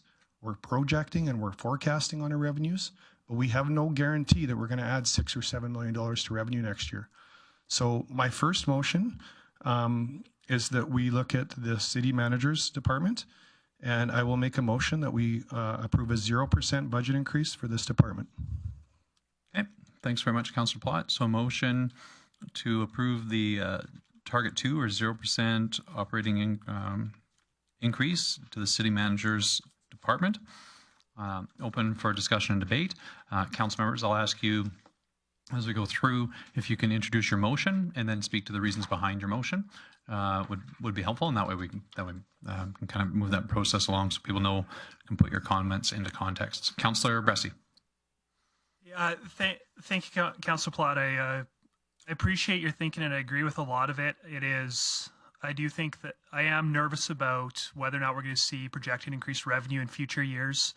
In general, I'm very supportive of the 0% budget that's been presented.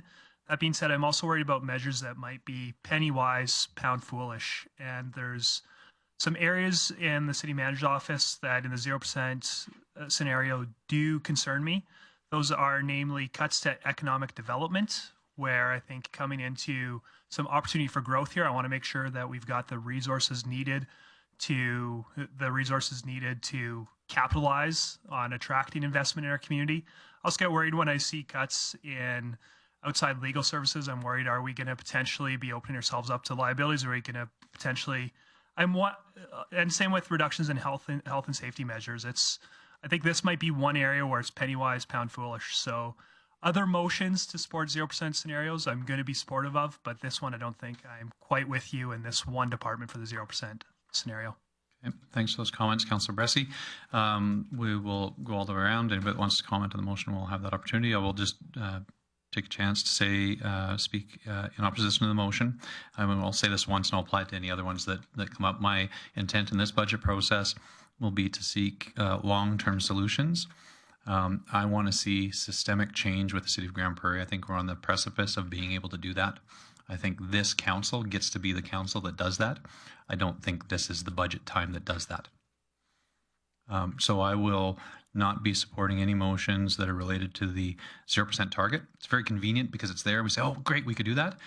The intent of that scenario is to say, if we needed to, if we ran into a dire situation where we lost $1 million in property tax revenue because a major taxpayer closed due to market conditions, could we do it? No doubt it would be painful. This shows that we could do it and maintain the operations of the city. They're not, in my view, a menu to say we like this, we don't like that, we like this, we don't like that. I am all for systemic change and re-examining how the City of Grande Prairie delivers services, what services we deliver, how we deliver them, and that's what we get a chance to do over the course of this term. We are steering a massive ship. It does not turn on a dime. If we want to actually have lasting change, it's a thoughtful process that will take at minimum a year to initiate that change, and this term to see the results of it. So I can say that once. I won't have to come into the conversation again. You can apply that comment to any motions that relate to the 3% or 0%. Administration has done a significant amount of cuts to get to the base budget. They have reduced their revenue requirements by over $2 million to get to the base budget. That's a good amount of work in any day. And so I will support the base budget through the course of any of these other motions. Councillor Friesen. Thank you, Mayor Given. There's got to be a middle ground. I'm a little concerned that if we go to 0%, what we saw yesterday was that there's a lot of delaying things that need to be done when we go to that. And I'm concerned that we would then be hit with a glut of catch up in the following year. So I wonder if that's a little aggressive. I do agree with Mayor Given that we're poised for very fundamental and significant change with priority-based budgeting. And I'm very optimistic that we will be able to get our what residents have expressed as outrageous taxes under control. I'm not confident that going to 0% straight away is the best way of doing that, though. I'm undecided just yet, but leaning to not supporting the motion to 0. Thank you. Thanks, Councillor Friesen. Councillor Thiessen. That rhymed. Thank you very much, Mayor Given. I too am going to echo what the Mayor and Councillor Friesen have both stated. I'm not in support of a 0%. Especially not in the city manager's department. We're in the precipice of potential huge change here. We have an advocacy with the province to change the police funding framework. No guarantees there, but if that does change, then we might open up some revenue streams for ourselves, or at least lessen our expenses. We also have the intermunicipal collaboration framework discussions that are going to come over the next 2 years that may produce a little more parity in the playing field and a little more fairness and equalization in our funding streams. We chop off the legs of our team who's ready to run a marathon for the next 4 years for the city to right the ship. It makes it really hard to run when you don't have feet below your knees. So I'm willing to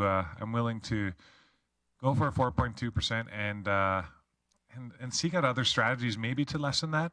But at this stage of the game, I want to make sure that we have all hands on deck to ensure that we have success moving forward over the next 4 years. So I cannot support 0%, especially in this area, which is going to be very well driven by our legal and legislative service team, our city manager's team, corporate services, to ensure that we get the best deals moving forward. Thanks for the comments, Councillor Thiessen. Councillor Blackburn. Thank you, Mayor Given. I appreciate the comments that you made regarding motions to reduce our tax increase to 3% or 0. I really do think that over the past 3 years of this 4-year budget, City Council has done very well to try to control costs and the effects that it has on our taxpayers. But when I look at the chart that shows the 4.2% that was recommended in each of the 4 years, and the actual tax increases that did occur, it scares me that there are a number of things that have been pushed off the end of the current 4-year budget to have to be dealt with in the next budget. I'm encouraged by what it is that we may do with priority-based budgeting, but I'm in a position where I don't believe that we should dump all of the current budget woes that we have on that process. I think it's time to start catching up. So I would be in favor of the 4.2% increase that's been recommended for any of the motions that we're dealing with today. Thank you. Thanks, Councillor Blackburn, for the comments. Councillor Minhas. Thank you very much, Mayor Bill Gibbon. I will not support this motion for 0% because I see it if we do the 0%, we're going to cut a lot of stuff. To bring it back, it costs a lot more money. So I would support my recommendation, not recommendation, but overall, if you can live with it, not 4.2, if you can come with between 2 and 2.5% increase administration income, I will be okay. But 0% is not the right thing, especially for the management, where the majority leadership comes from there and they got lots of places to do it. Even 3% will be fine for me in this area, but 0% is not overall. Even the economy right now, we are in the getting out from the recession.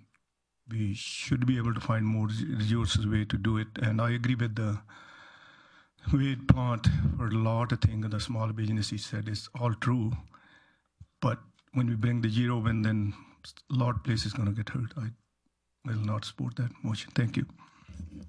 For for the comments, Councillor Minhas. Councillor Platt, I see in the queue, and we'll come to you so you can have a comment in the debate. We'll make sure that we come back to you to close as well. So just keep that in mind. Councillor Platt. Sorry.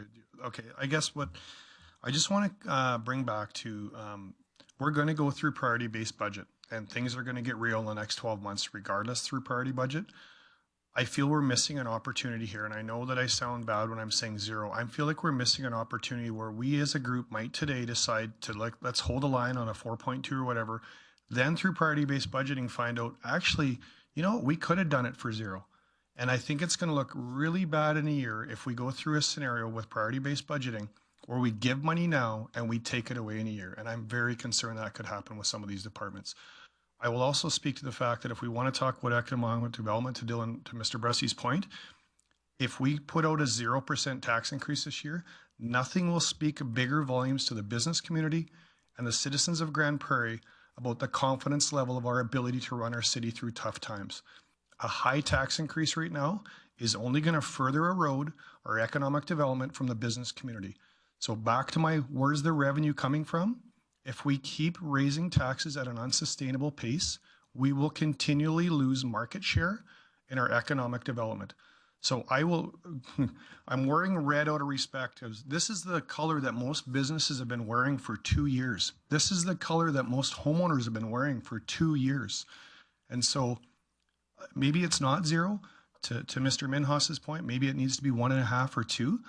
But we got to start trying to hold a line, you guys, and maybe inflation's the number we should be looking at. Whatever our inflation is what we should benchmark.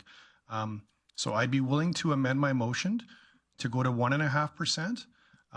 If that changes and hopefully is more palatable for people. But please keep in mind that you might feel good today about putting 4.2, and then in a year through priority-based budgeting, we might be making this number difference again. So please consider that. Let's not feel good today about we did the right thing today, and a year we take it away, because that is a horrible thing to have happen to the staff and our citizens of Grande Prairie. Thanks, Councillor Platt. Councillor O'Toole. I thank you very much, Mayor Given. I understand what you're saying, Mr. Piot, but all things said, this department is a department that we really need and support, as all our departments. But in the last 4 years, the government of this province has implemented and downloaded a number of things that we're dealing with, and that department happens to take a lot of that abuse. And we need to make sure that we have the tools in place, the manpower in place, and with the base increase in this area, I think we'll be able to go through. We've had confidence from our management teams at the 4.2.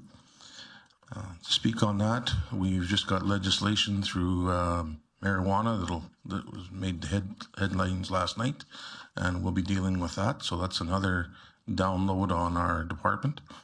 We have got the tri-municipalities that we're working with. It's all economic development. So I'd like to just stay with this in this department especially, and we'll work on the other departments as we go through. So thank you.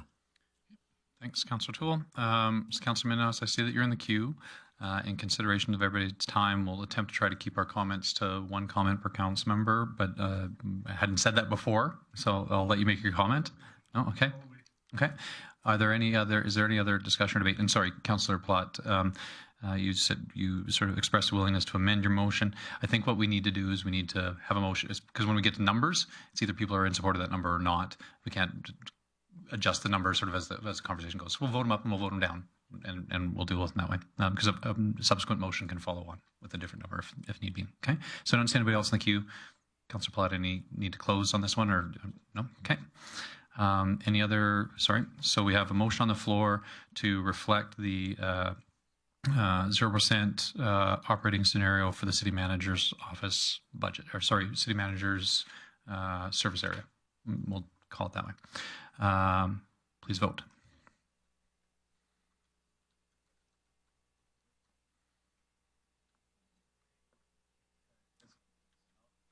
Councillor Thiessen, did you correctly enter your vote? Okay, so we will cancel the vote and we'll make sure that everybody gets an opportunity to vote correctly. we're dealing with budget numbers and that have direct implications on operations. We're going to make sure that everybody's votes are recorded correctly. If anybody accidentally hits the wrong button, let me know before we display the results, as soon as you know, okay? So I will call for the vote on Councillor Plott's motion to reflect the 0% budget for the City Manager's division. Please vote.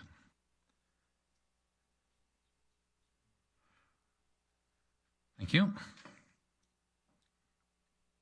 That motion does not carry. Do we have any following motions? Councillor Pressey. Yeah, thank you, Mr. Mayor. I'm going to try a different tack. As we discussed that motion, I heard a lot of conversation about a general across the board percentage that we'd support. I didn't hear as much discussion about specifically talk about that department. I also wonder how much value there is going at the broad department by department level. Looking at, especially for me, infrastructure protective services, there's a lot of scenarios that I can support at the 0%, but there's a few departments I can't, and I don't think I want to get as deep as going department to department. At the same time, it's not valuable in my mind to go directorship by directorship. So I'm going to try a different motion. I'm going to suggest a rate across the board. And my suggestion is, if we can find a rate across the board we're happy with, then we take our city manager's suggestion from earlier and then start talking what are some strategic priorities that we want to have reflected there. So that's my intention. The specific motion I am going to make is that it doesn't look like 0% is going to be palatable to this group. So a compromise I'm going to suggest, well, maybe not a compromise in some minds, but in mine anyways, I'm going to suggest we approve a 1.3% increase. And where that number came from is, according to the Alberta Treasury Board on November 3rd, that was the one-year inflation rate for here in Alberta. So I think that would be palatable to taxpayers. At the same time, I do want to point out that even a 1.3% rate increase isn't giving them an increase. They're still going to be paying more than an inflationary increase because their assessment values went up and their rates going up. Thanks very much, Councillor Pressey. Appreciate the intent of the motion and the approach. That's useful. So the intent of the motion is 1.3% citywide, across the entire organization. That motion's in order. I won't repeat my previous comments about my preference. Councillor Clayton. Thank you, Mayor Given. I appreciate Councillor Pressey's comments. I'm in concurrence with the lead under the CAO that administration has done a great job in in-depth reviews of current organizational structure, and I'm really optimistic about what the future looks like with priority-based budgeting. I'm confident with that new system that we'll find even more opportunities.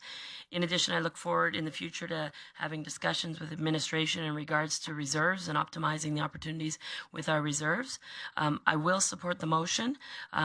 I personally was looking for anything under 1.5%, so 1.3 in my mind keeps us in check. It allows us to be an affordable community to live in, and we'll see opportunities for the next 4-year budget. To me personally, though, as a sort of a side note to administration, the areas that I wouldn't be willing to touch in keeping in check with a 1.3% increase are the safety of our residents, economic development, are the two sort of areas that I think that if we can keep those a priority, get to 1.3, we're doing a great job, and I look forward to the next 4-year budget. Thanks. Thanks, Councillor Clayton. Councillor Plott. Thanks, Mayor Given. I like the approach.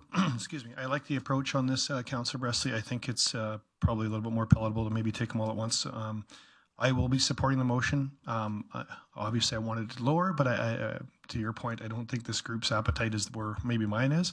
And to Councillor Clayton's, one of the things what my hope was today was a 0%, but we left the $600,000 in RCMP funding, which we can achieve through that. And not that that's our call, but I guess that's the strategic call of the city manager and the staff of how would they expend the 1.3%. So I will be voting in support of your motion. Thanks, Councillor Plott. Councillor Blackburn. Thank you, Mayor Given. I'm looking at the chart that showed the tax revenue budget versus actual over the 4 years. And to the comment that was made earlier about the fact that there have been significant tax increases over the past 3 years. Council did a tremendous job in reducing the tax increases 3.69, 2.25, and 0.51% over the last 3 years. And we've defeated the original administration's target of raising $10 million in new tax revenue over those 4 years, to the point where we're $6.8 million short of that goal at this point.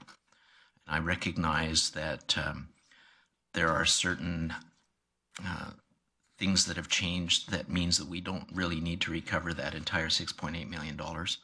And I think that the goal that we've set, if we were to set the tax increase at 4.2, meets the needs.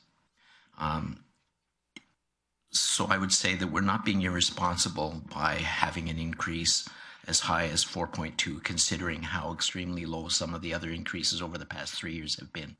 So I would not be supporting this motion. Thanks, Councillor Blackburn.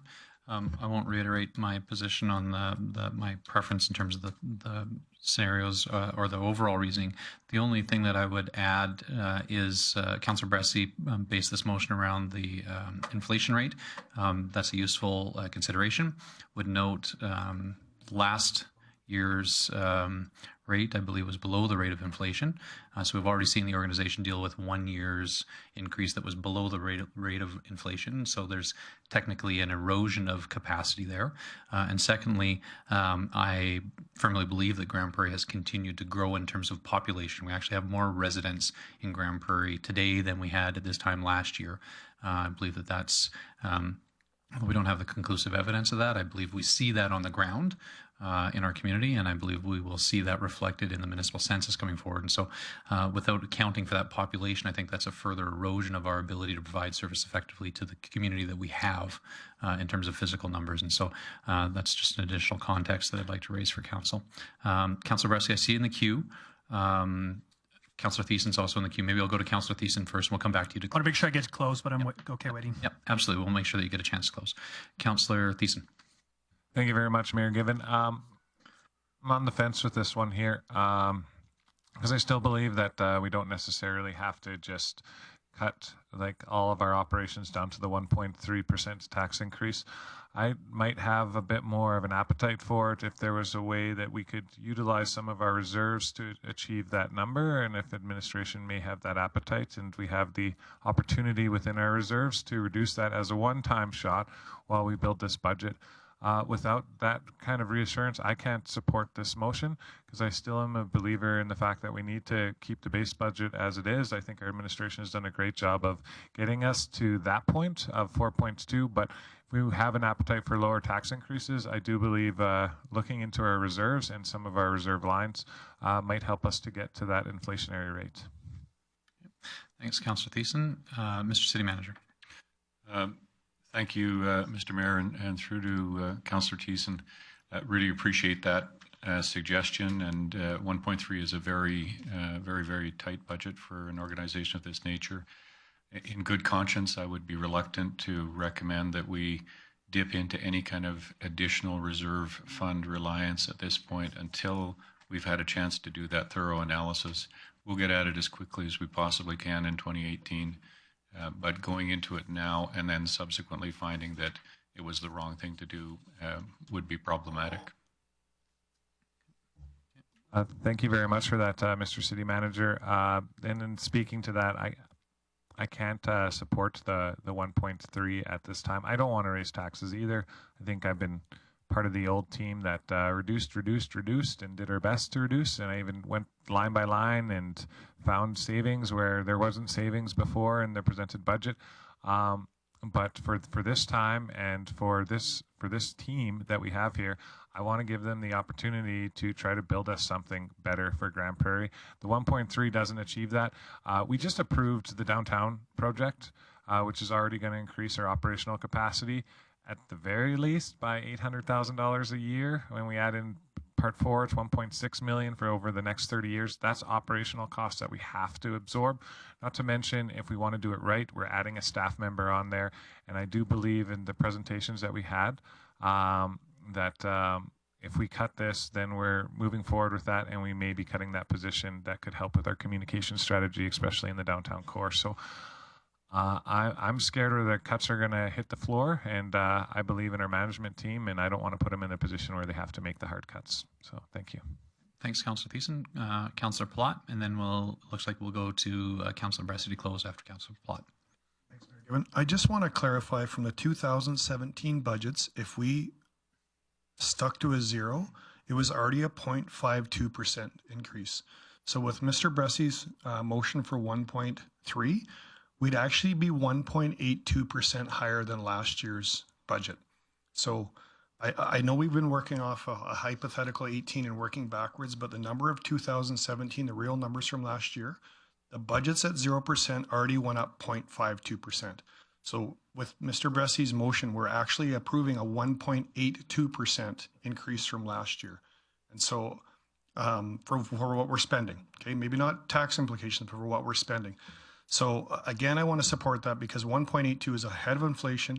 And I also agreed with Councillor Thiessen's comments. If we're going to go higher than that, I think we have to look at some of the reserve funds and hold a line somewhere here that's palatable for the community so we don't lose the economic development and the future growth. Thanks for those comments, Councillor Plott. Councillor Pressey to close. You'll have to get your own. Thank you, Mr. Mayor. Before I do close, I would like to ask one question just to clarify something that was brought up in the debate, and that is my understanding is that last year tax rate increase of 0.51% was approved, but part of the reason for that was money was drawn from the stabilization reserve in light of the fact that we're going through recessionary times. Do we have on hand how much was drawn from the stabilization reserve for that? An approximate number is okay with me.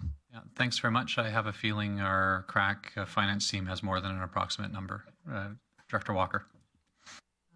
Thank you, Mayor Given. It was 1.8 million were drawn from reserves. Excellent. Thank you. I'd appreciate that. So then that means that in real terms, we increased our operating budget last year by an amount that would have been equivalent to approximately 2.3%. So I say that to refute the idea that we already eroded our budget below inflationary numbers last year. I'd also like to point out that it was brought up that we're seeing a population increase, and that does demand more service. At the same time, we also see a natural assessment increase along with that. We don't just need to we can't just fund population growth through increasing the rate. In fact, I'd argue that we can't sustainably fund growth through raising the rate. New people come, the assessment grows, and that's the way that it should be working. Last thing I will bring up is I'd encourage my colleagues to think back just a few short weeks ago when we were campaigning. Not all of us, but many of us did promise that we would hold the line on the burden given to taxpayers. I know that this is something where I promised that I would argue for a budget that was at or below inflation, and this motion is authentic to that. I think it is okay to change our minds and opinions as new information comes our way. I'm sure that will happen to me over the next 4 years. But I knew coming out of this campaign that there'd be sacrifices, and it's not easy to find an inflationary or a 0% budget. So I'm being authentic to what I promised, and I hope that my colleagues that use similar language will be authentic to themselves as well. Thank you. Okay, thanks very much, Councillor Pressey. So that motion was to close. Can we have the motion read back, Arlene? So the motion, Councillor Pressey's motion is to approve, for council to approve a 1.3% tax increase to the 2018 operating and capital budget. Yep, I think that meets the intent, Councillor Pressey. Okay, so we're all clear on what we're voting on. I will call for the vote. Please vote. Everybody hit the right button. Got one person that's still considering. We're entered. Thank you very much. That motion does not carry. So we are open to any additional motions arising. Councillor Plott.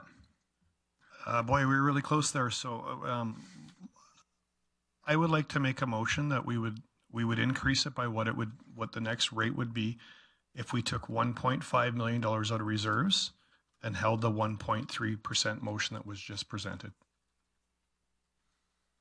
So we're giving 1.3% and another $1.5 million on top of the 1.3%, but the 1.5 million comes out of reserves. I guess I need to look to administration for how you would interpret that. I appreciate the intent and sort of the direction, but we just need to frame that in a way that's actionable. If I interpreted correctly, the outcome of that would be a 1.3% increase in taxes and authorization to draw $1.5 million from reserve in order to balance the budget. I think that is doable, but with respect to council, I wonder, and I know that Councillor Clayton needs to leave, but could we caucus for 5 minutes with the finance team just to make sure that that's not something that's going to be impractical as we try to execute? You bet. Yep. Okay, so we will take a 5-minute break. We won't leave our chairs. We'll allow administration to have a discussion. So council members, I'd ask you to keep your seats.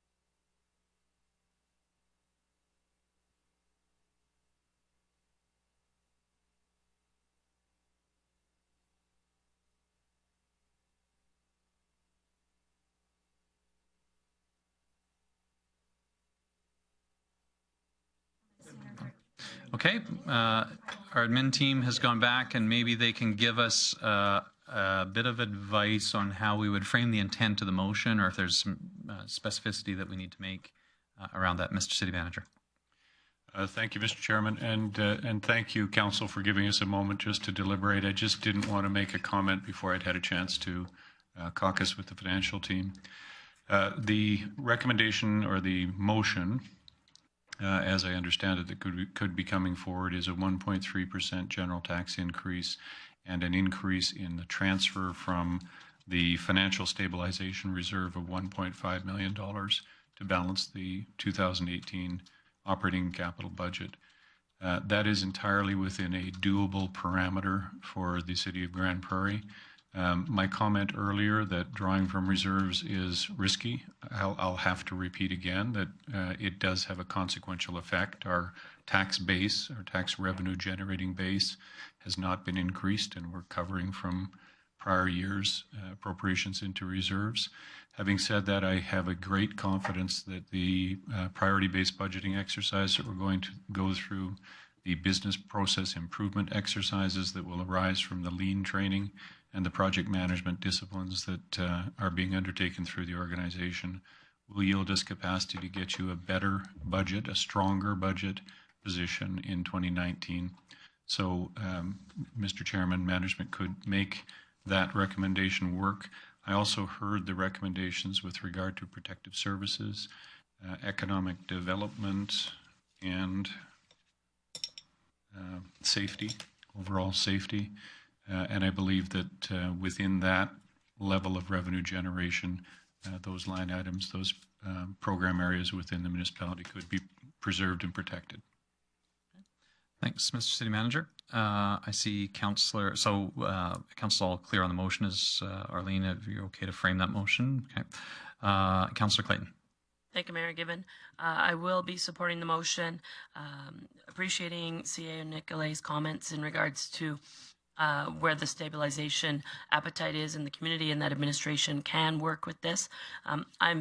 The reason that I think that using the stabilization for this, for the small, the 1 point, what is it? Not small, but 1.5 million is suitable, is that administration is going to be doing a review of reserves, and in my opinion, there will be some other funds available for the next 4-year budget, possibly from things such as the fleet reserve, which sits fairly high in my opinion currently. So I think this is a good motion. It allows administration room to work with some of the suggested areas of focus, and that going forward, it would allow Grande Prairie to maintain a level that residents could be comfortable with and keeps Grande Prairie being an affordable place to live. Thank you. Thanks, Councillor Clayton. Councillor Blackburn. Thank you, Mayor Given. I have a concern about using reserves for general funding. They have a specific use, and I recognize that perhaps the financial reserve is for that purpose. However, what we would be doing is just adding one more hurdle for our new priority-based budgeting to overcome by funding this year's budget in this unusual fashion.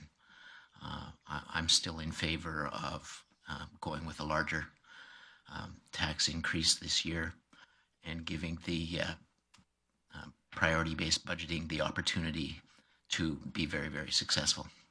So I'd be voting in opposition to this. Thanks, Councillor Blackburn. Councillor Thiessen. Thank you very much, Mayor Given. And just a quick question to administration in regards to our referred items not yet approved under this budget. Would all those items come forward? And in those items, I'm talking about the old landfill study, the railway crossing audits, land acquisitions for road projects, curling club, the Heritage Museum. We wouldn't be adding any expenses after this? Mr. City Manager. The capital budget that's being recommended includes both those items that are in the 4-year capital plan and the referrals that had come through committee. So yes. Okay, that's really good to know. I'm in a tough spot because I like to approach the budget the way I approach my household finances. And yes, I like to have savings, and yes, I like to have investments.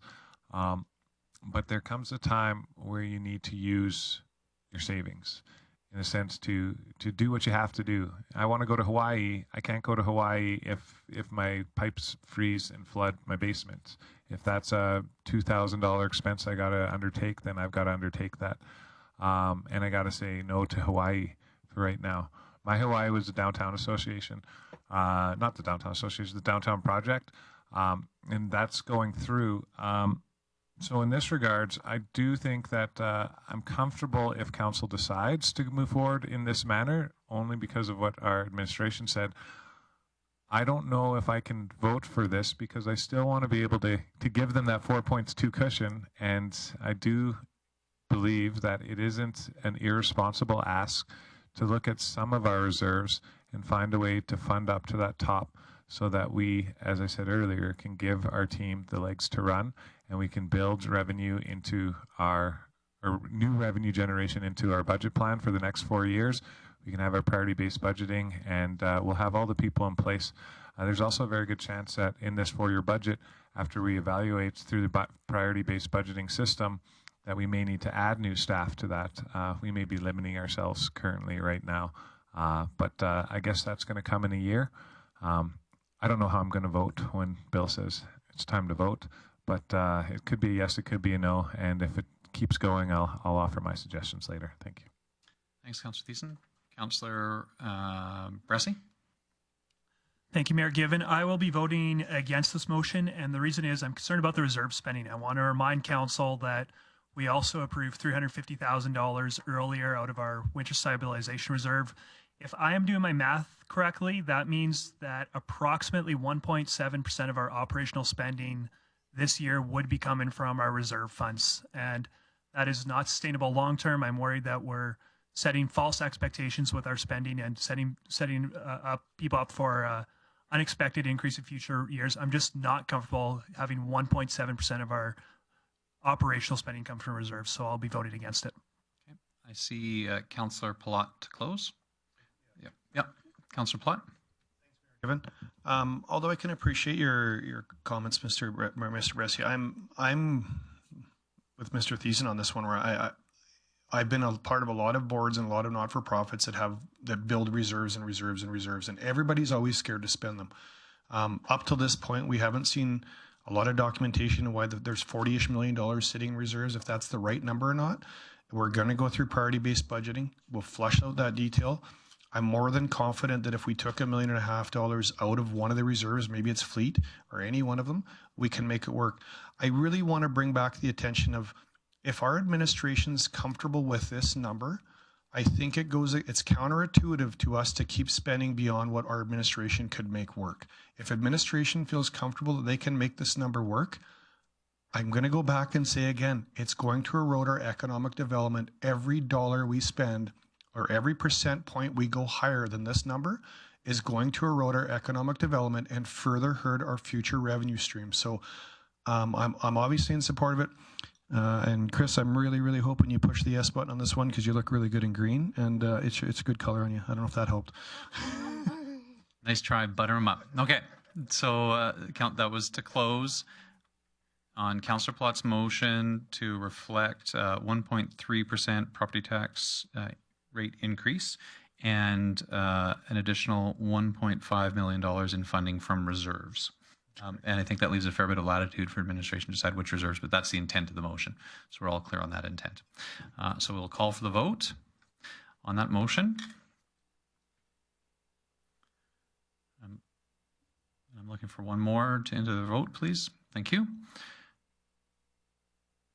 Excuse me, I hit the start vote. It may show, does it show, do your screens show? Sorry, apologies.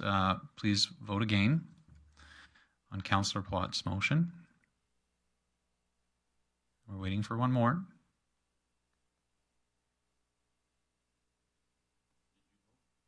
I did vote. Has everybody's screen registered their vote? Can you just check? Not a good time for a technical difficulty. Okay, I'm going to cancel that vote. We'll clear the system. Please vote. Okay, there's all 9. Thank you. That motion does not carry. So we are up for a subsequent motion. Councillor O'Toole. Mayor Given, I've heard lots of discussion this morning. I'm going to go with the, I'd like to make a motion to go with the base budget item.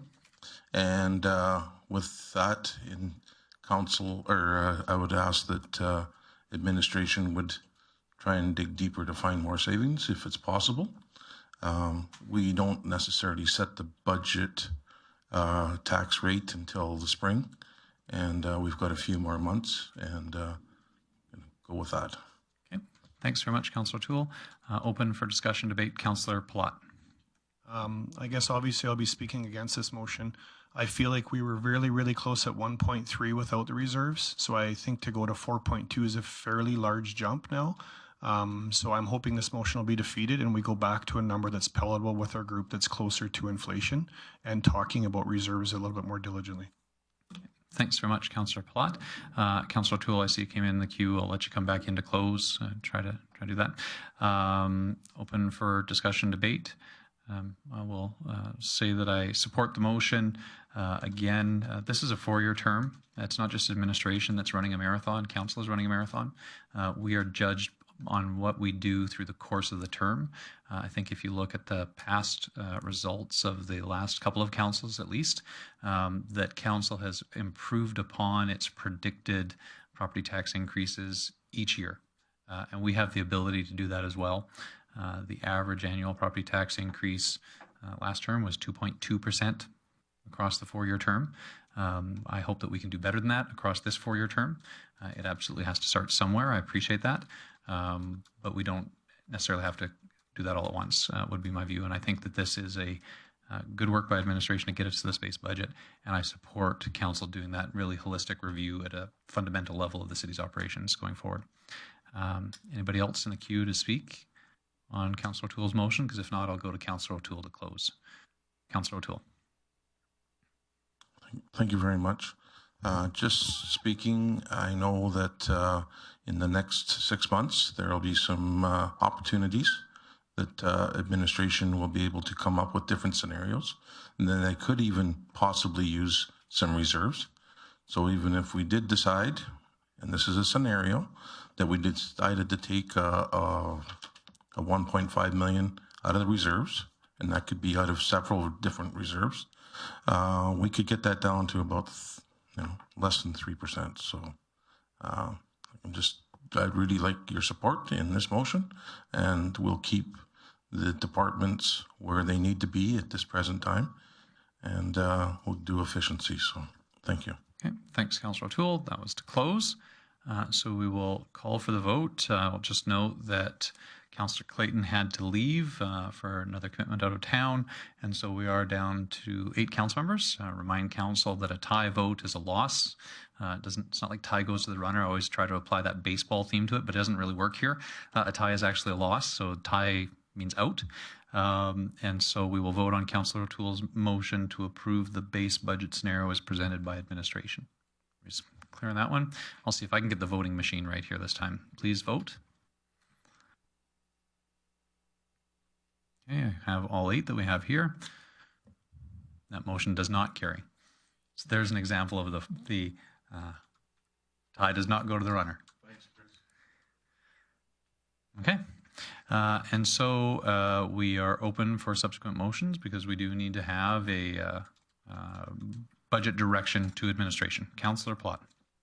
Can we maybe just open the floor a little bit more? I feel like we were so close there, and I understand Councillor Pressey's concern about reserves. Can we find out a little bit more about the reserves and how comfortable administration feels that there would be no major issues if we draw upon our reserves?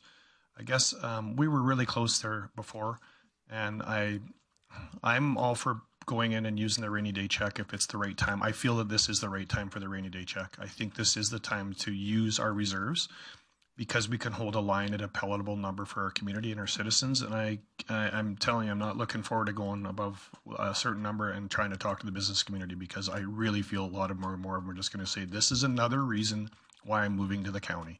So is there a number that we would be comfortable with? And I'm not sure if it means administration needs to have a little powwow again, but a number where you guys could say we could pull up to this much out of reserves and we feel comfortable that we still have enough in reserves. And maybe we look at that and hold a line on how high we raise our taxes.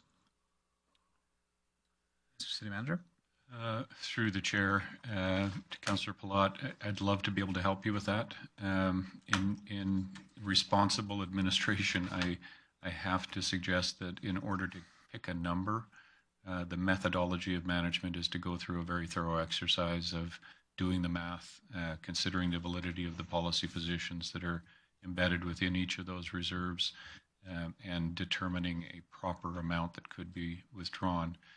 When I commented earlier that we could manage a $1.5 million draw from reserves, we could. And the only proviso that I have is that we do not know what the optimal balance is in the reserves. And so drawing it means we get a revenue requirement that more or less matches, gets pretty close to the 3% scenario that we talked about from a revenue perspective. But the caution that management would have to provide for council is we don't know whether the current reliance or the current level of reserve funding is appropriate. And I'm also guided by the fact that last year it was a fairly significant draw in order to get down to 0.51% tax increase, which was a very, very low tax increase and a relatively large draw from reserves last year. Just, I don't want to say to support the city manager's position, because that's not the intent, but I guess to provide a bit of extra context, I think administration's responsibility is to, in some cases, work to mitigate risk to the operations of the municipality. I think reserves can be considered to be sort of a play against risk or an estimation of risk. And so I think the city manager is obligated to give us that kind of response. That's their responsibility. It's up to council's will what our level of comfort is with us accepting risk. And I guess utilizing reserves is, in general nature, accepting a risk that they won't be needed for either the things that they were specified for or the unforeseen circumstances that some of them are expressly intended to cover. And so it's up to council's level of risk tolerance, right? Is I think kind of what it gets at this stage without a specific review of the fund balances and everything else. It's up to council's level of risk tolerance, and that probably will be different between each council member. I do see a bunch of people in the queue. We don't have a motion on the floor. Councillor Plott, I think you asked a question and got an answer. Your microphone isn't on. So. Can I ask a question then to administration of what was in our reserve balances 5 years ago? It's around 40-ish million today. Is this a fair question I can ask 5 years ago what was in our reserves? Because that might kind of let us have a feeling of what's been there and where it's been at. Sure. I'm just seeing administration sort of signal that it'd take a couple minutes to find that. So the question is, what were the balances of our reserves 5 years ago? And so fair question, because that would potentially get at has the city been using their reserve over the last little while, or has it been something that we've been building the reserves, I guess is the essence of the question. And fair point. We'll allow administration to find that, and we'll continue on with the discussion. Whenever you have that team, just let us know. Councillor Thiessen. Actually, that was Councillor Platt just asked my question, so I'm not going to trivialize anything by bothering administration with any other further direction at this time. Okay. Councillor Pressey. I am fine to. We can wait for this answer if you want, but I'm also prepared to make a motion that I have a hunch. Well, it might be more palatable to this group, and that was. It was similar to Councillor Platt's early motion, which almost passed, and that would be. My motion would be that we approve a 1.3% tax increase and that we authorize a $750,000 drawing from reserves. The reason for that, and kind of where my math came in, as I shared, I wasn't comfortable with 1.7% of our operational funding coming from reserves. According to my kind of back of the envelope math, this would have about approximately 1% of our operational spending come from reserves. And that's a number that I personally find more palatable, that I'd personally be able to vote for. I would speak to, there's a few concerns around reserves, and I've heard the comments saying, hey, we've got enough money in this in these reserves. They're probably overfunded. We're not putting ourselves in a precarious position by drawing from them. I agree with that position. I think that next year I'll be very supportive of drawing money out of these reserves after we've got a better game plan from administration. We're fully on this priority-based budgeting.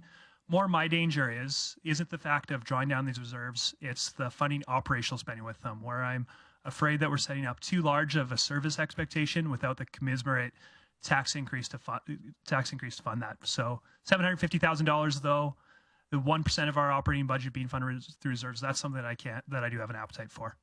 Okay, thanks, Councillor Pressey. So that's a specific motion that's in order. Follows the same sort of format that we had previously. So 1.3 general property tax rate increase and direct administration utilize an additional revenue or bring in additional revenue of utilize reserves for additional $750,000. So we'll discuss and debate that motion again. If administration has that context, whenever they do, just signal us.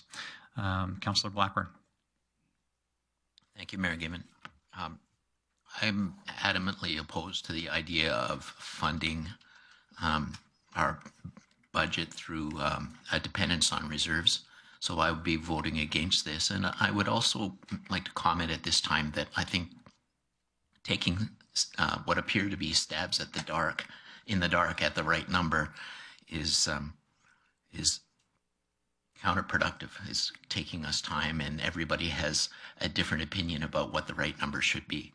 I'm hoping that we will break for lunch soon, give people a chance to have a bit of a time to reflect, and then come back after lunch and revisit this in a more appropriate manner.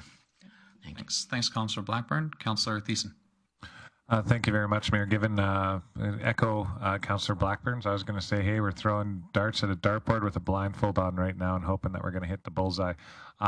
This could be a long process. I somewhat wonder if maybe doing a more thorough budget process, I mean, we do have time scheduled after lunch if we need be, that we may be able to find savings in a line by line that might be palatable to council, that may utilize reserves where they're appropriate, that may redirect capital tax, and I may be wrong.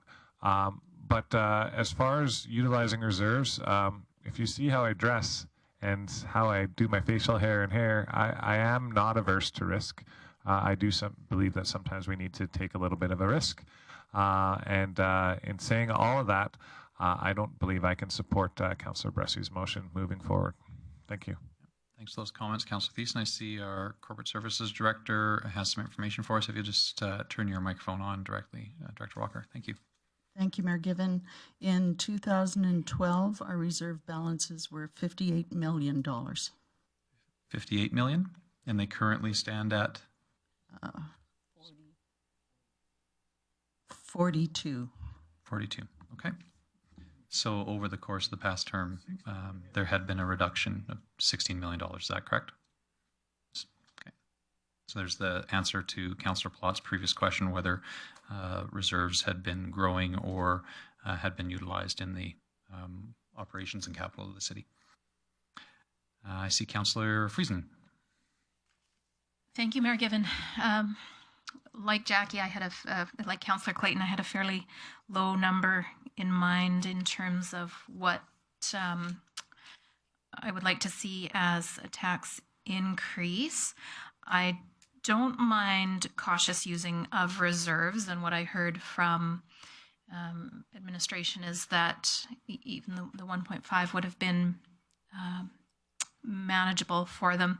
So I will be supporting this motion of 1.3 with 750,000 used out of reserves, and again with great confidence in administration to be able to deliver this. I don't want to see going to a line by line item. Our administration has requested that we not do that. I respect that, and I know that they're far more capable than I of deciding really what needs to be done now and what needs to be done later and those sorts of things. So I will be supporting this motion as it is. Thank you. Thanks, Councillor Friesen. I see Councillor Thiessen in the queue before I go there.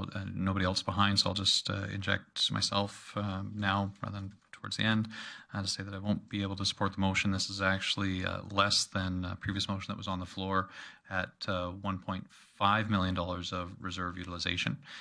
This will have a more significant impact on the operations of the city, and will see us provide an additionally significant challenge on administration to decide which services to cut or to not fund to what we heard were required levels. And so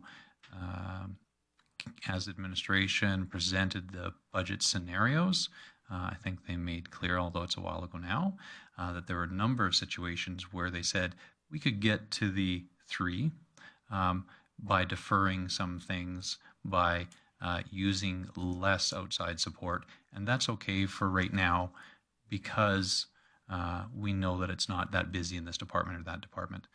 My concern is if we're concerned about economic development, our ability to support the services of the community that community requires and that business requires, that when we tell GIS that, sorry, you're going to have to do more stuff in-house,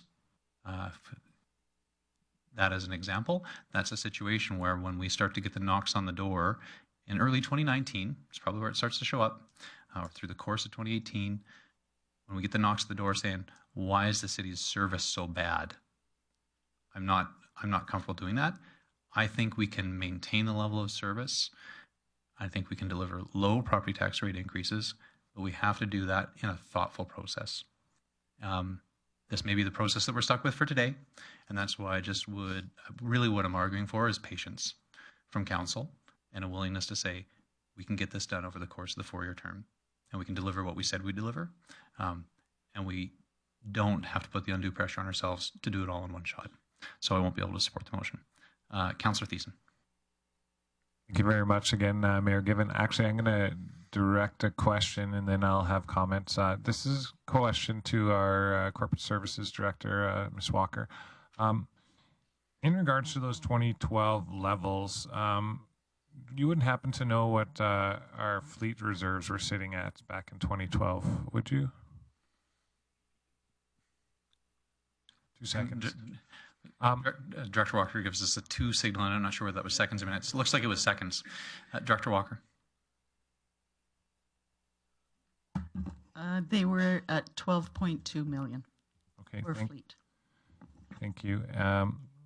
Okay, I'm just writing that for my own notice. I'm just going to echo again what Mayor Given stated earlier. It's my belief that we need to spend money in order to make money. That's an old saying. If anybody who's been in business before knows that, yeah, you got to put it forward a little bit of capital and take a bit of a loss where you don't want to sometimes in order to generate that revenue later on. I do believe that what I heard through the campaign is not just that our taxes are too high, but that people want us to do something about it. And we can't do anything about that if we limit our opportunities to generate revenue. And what I heard from around the business community is that the city has a revenue generation problem, and we are well aware of that. And I don't want to put that at risk. And I'm willing to do whatever it takes in order to give our team 1 year to find the best priority-based budget system that's going to work for our taxpayers moving forward. And I believe that you have to spend that money right now, whether we want to or not, whether we made that promise or not. We also made a promise to not increase taxes, but at this rate right now, we're very marginally close to just covering the costs of the downtown project debenture payments. So that's even this tax rate increase isn't helping us, is actually digging us a deeper hole right now. So we need to be mindful of all of our decisions, and we need to be mindful of where we want to be at the end of this 4-year term. And that's where I'm strongly urging council to think mindfully and think responsibly. There are knee-jerk reactions, and everybody wants that 0%. I wanted it. We almost achieved it last year. But I do believe that we can achieve it over the next 4 years and set up our next council for success, as I believe our previous council set up this council to do what we're about to embark upon. So thank you. Thanks, Councillor Thiessen. I remember where we had the motion. Councillor Pressey. Okay, so Councillor Pressey will come back to you to close. Councillor Plott. Thanks, Mayor Given. I do find it really ironic that we're pinning all these hopes on priority-based budgeting in a year, but we don't want to make a tough decision today. And I'm really having a hard time with that. And I want to empathize with the business community yet again, so at least they can hear where my mind was at with this. If an option to go to 0% was there for the business community the last 2 years, they would have jumped up and down to take that, because it wasn't zero, it was minus 20. Our company was minus, we went from 25 million in sales to 10 million in sales and had to lay half of our staff off. It was a horrible, horrible experience. So I can understand what you guys would have to go through to do. I had to lay my brother off. My partner had to lay his brother-in-law off. I get how tough that is. But I find it hard sometimes that because we're a public entity, that we don't have to have the same hardships as the private sector, and that we think that we're a buffered layer. And that doesn't sit well with me. I don't want to see people lose jobs either, but the reality is we're going to hurt our economic development, and we're pinning all these hopes on priority-based budgeting so we can feel good today about not raising our taxes too much with hopes that we get to zero next year. That means tougher decisions are going to come next year. So I feel like we're just putting a Band-Aid on a problem by let's go to 4.2 or a higher number. We're putting a Band-Aid on the problem today, and we're making our problem compounded, and we're going to make priority-based budgeting even harder to achieve the more we raise the taxes this year. So I think you can see my passion level on this, because I wore this when I campaigned. I heard repeatedly from people that will deploy or put money into our community that if we raise our taxes to an unacceptable amount, just won't. And so, boy, oh boy, if we do not get their revenue, we're going to erode this problem. It's only going to get worse. Thanks, Councillor Plott. And I really appreciate that council members have the ability to passionately speak their minds at the council table. That's great, and that we can do that respectfully. Everybody gets to say what they need to say. Others hear it, appreciate it, and may have a difference of opinion. So that's useful and important. I just want to say again that the approach is not about putting off hard decisions. It's about making smart decisions in my mind. Decisions that are planned, that are thoughtful, and that directly respond to the priorities of the community. And one of those is the tax rate or the tax level. If we think that this city is any different from any other city in terms of residents feeling that taxes are too high, we're sadly mistaken. Every city, everywhere, I could ask any mayor, and you will get to ask every council member when we are at AUMA next week. And I'll ask any of you, I'll encourage you all to ask them if they think, if their residents think their property tax rates are too high. I think you will find that top to bottom in Alberta, from our closest comparator municipality in St. Albert to the lowest across the province, they would say that in the election, their residents told them their property taxes were too high. Maybe different if you go to AAMD&C, the Rural Municipalities Conference, but I would say that this is a part of the struggle, is that residents everywhere will always say that property taxes are too high. And certainly in Grande Prairie's case, there is a reasonable justification for that. I support us finding a way to meet the needs of the community, including around the tax rate, in a planned manner that considers the services that we want to deliver. So that's the aspect that I'm coming at it. And I will continue to support that point of view. Councillor Pressey to close.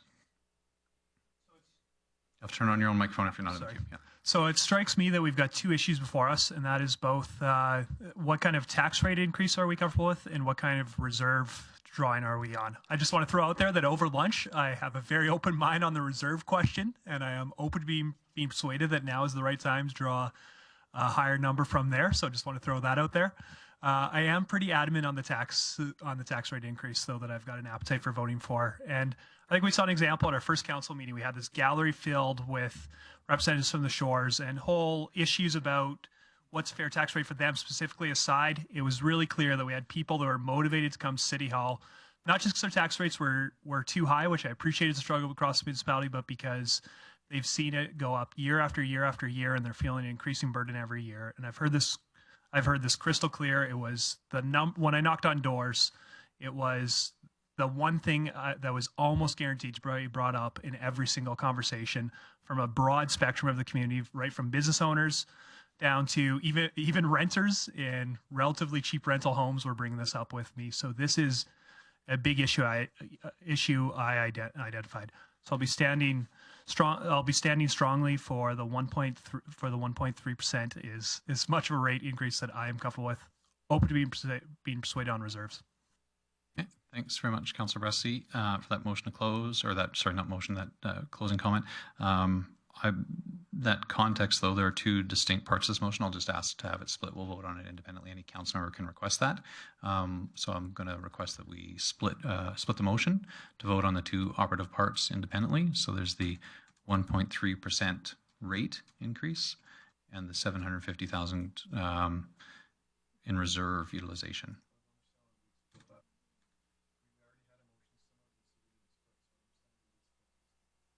Okay, sorry. Well, if people are no, yeah, that's fine. I heard Councillor Pressey say that he was willing to be convinced to the utilization of a part of his motion, and so when I start to hear words like that there's a distinction in comfort level in different portions of a motion, that's where I start to see it. As the mover of this motion, I'm comfortable with it being split. I don't know if that impacts people's approach to the question. Councillor Friesen.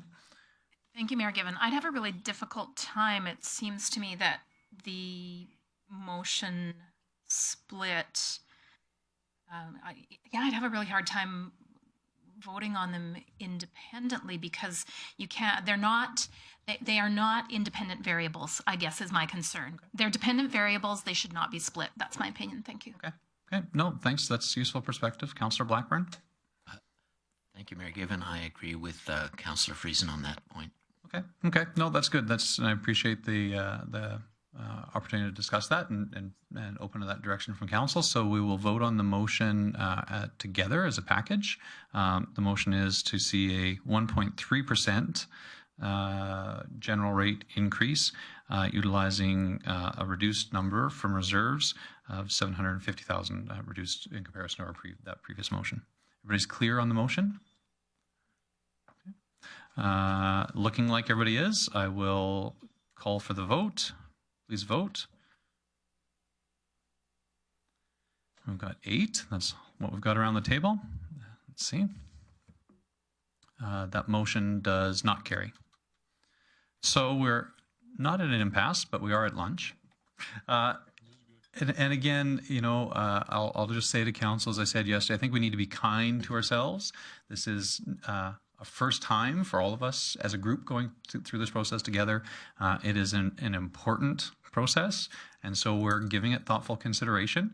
We're discussing and debating, and that's okay. And it's bound to be a bit messy. Don't get frustrated by that. Let's go have some lunch, have a bit of a break. Can we attempt to be back? Half an hour seems like it really has been about the right amount of time. Let's aim to be back for 12:30, okay?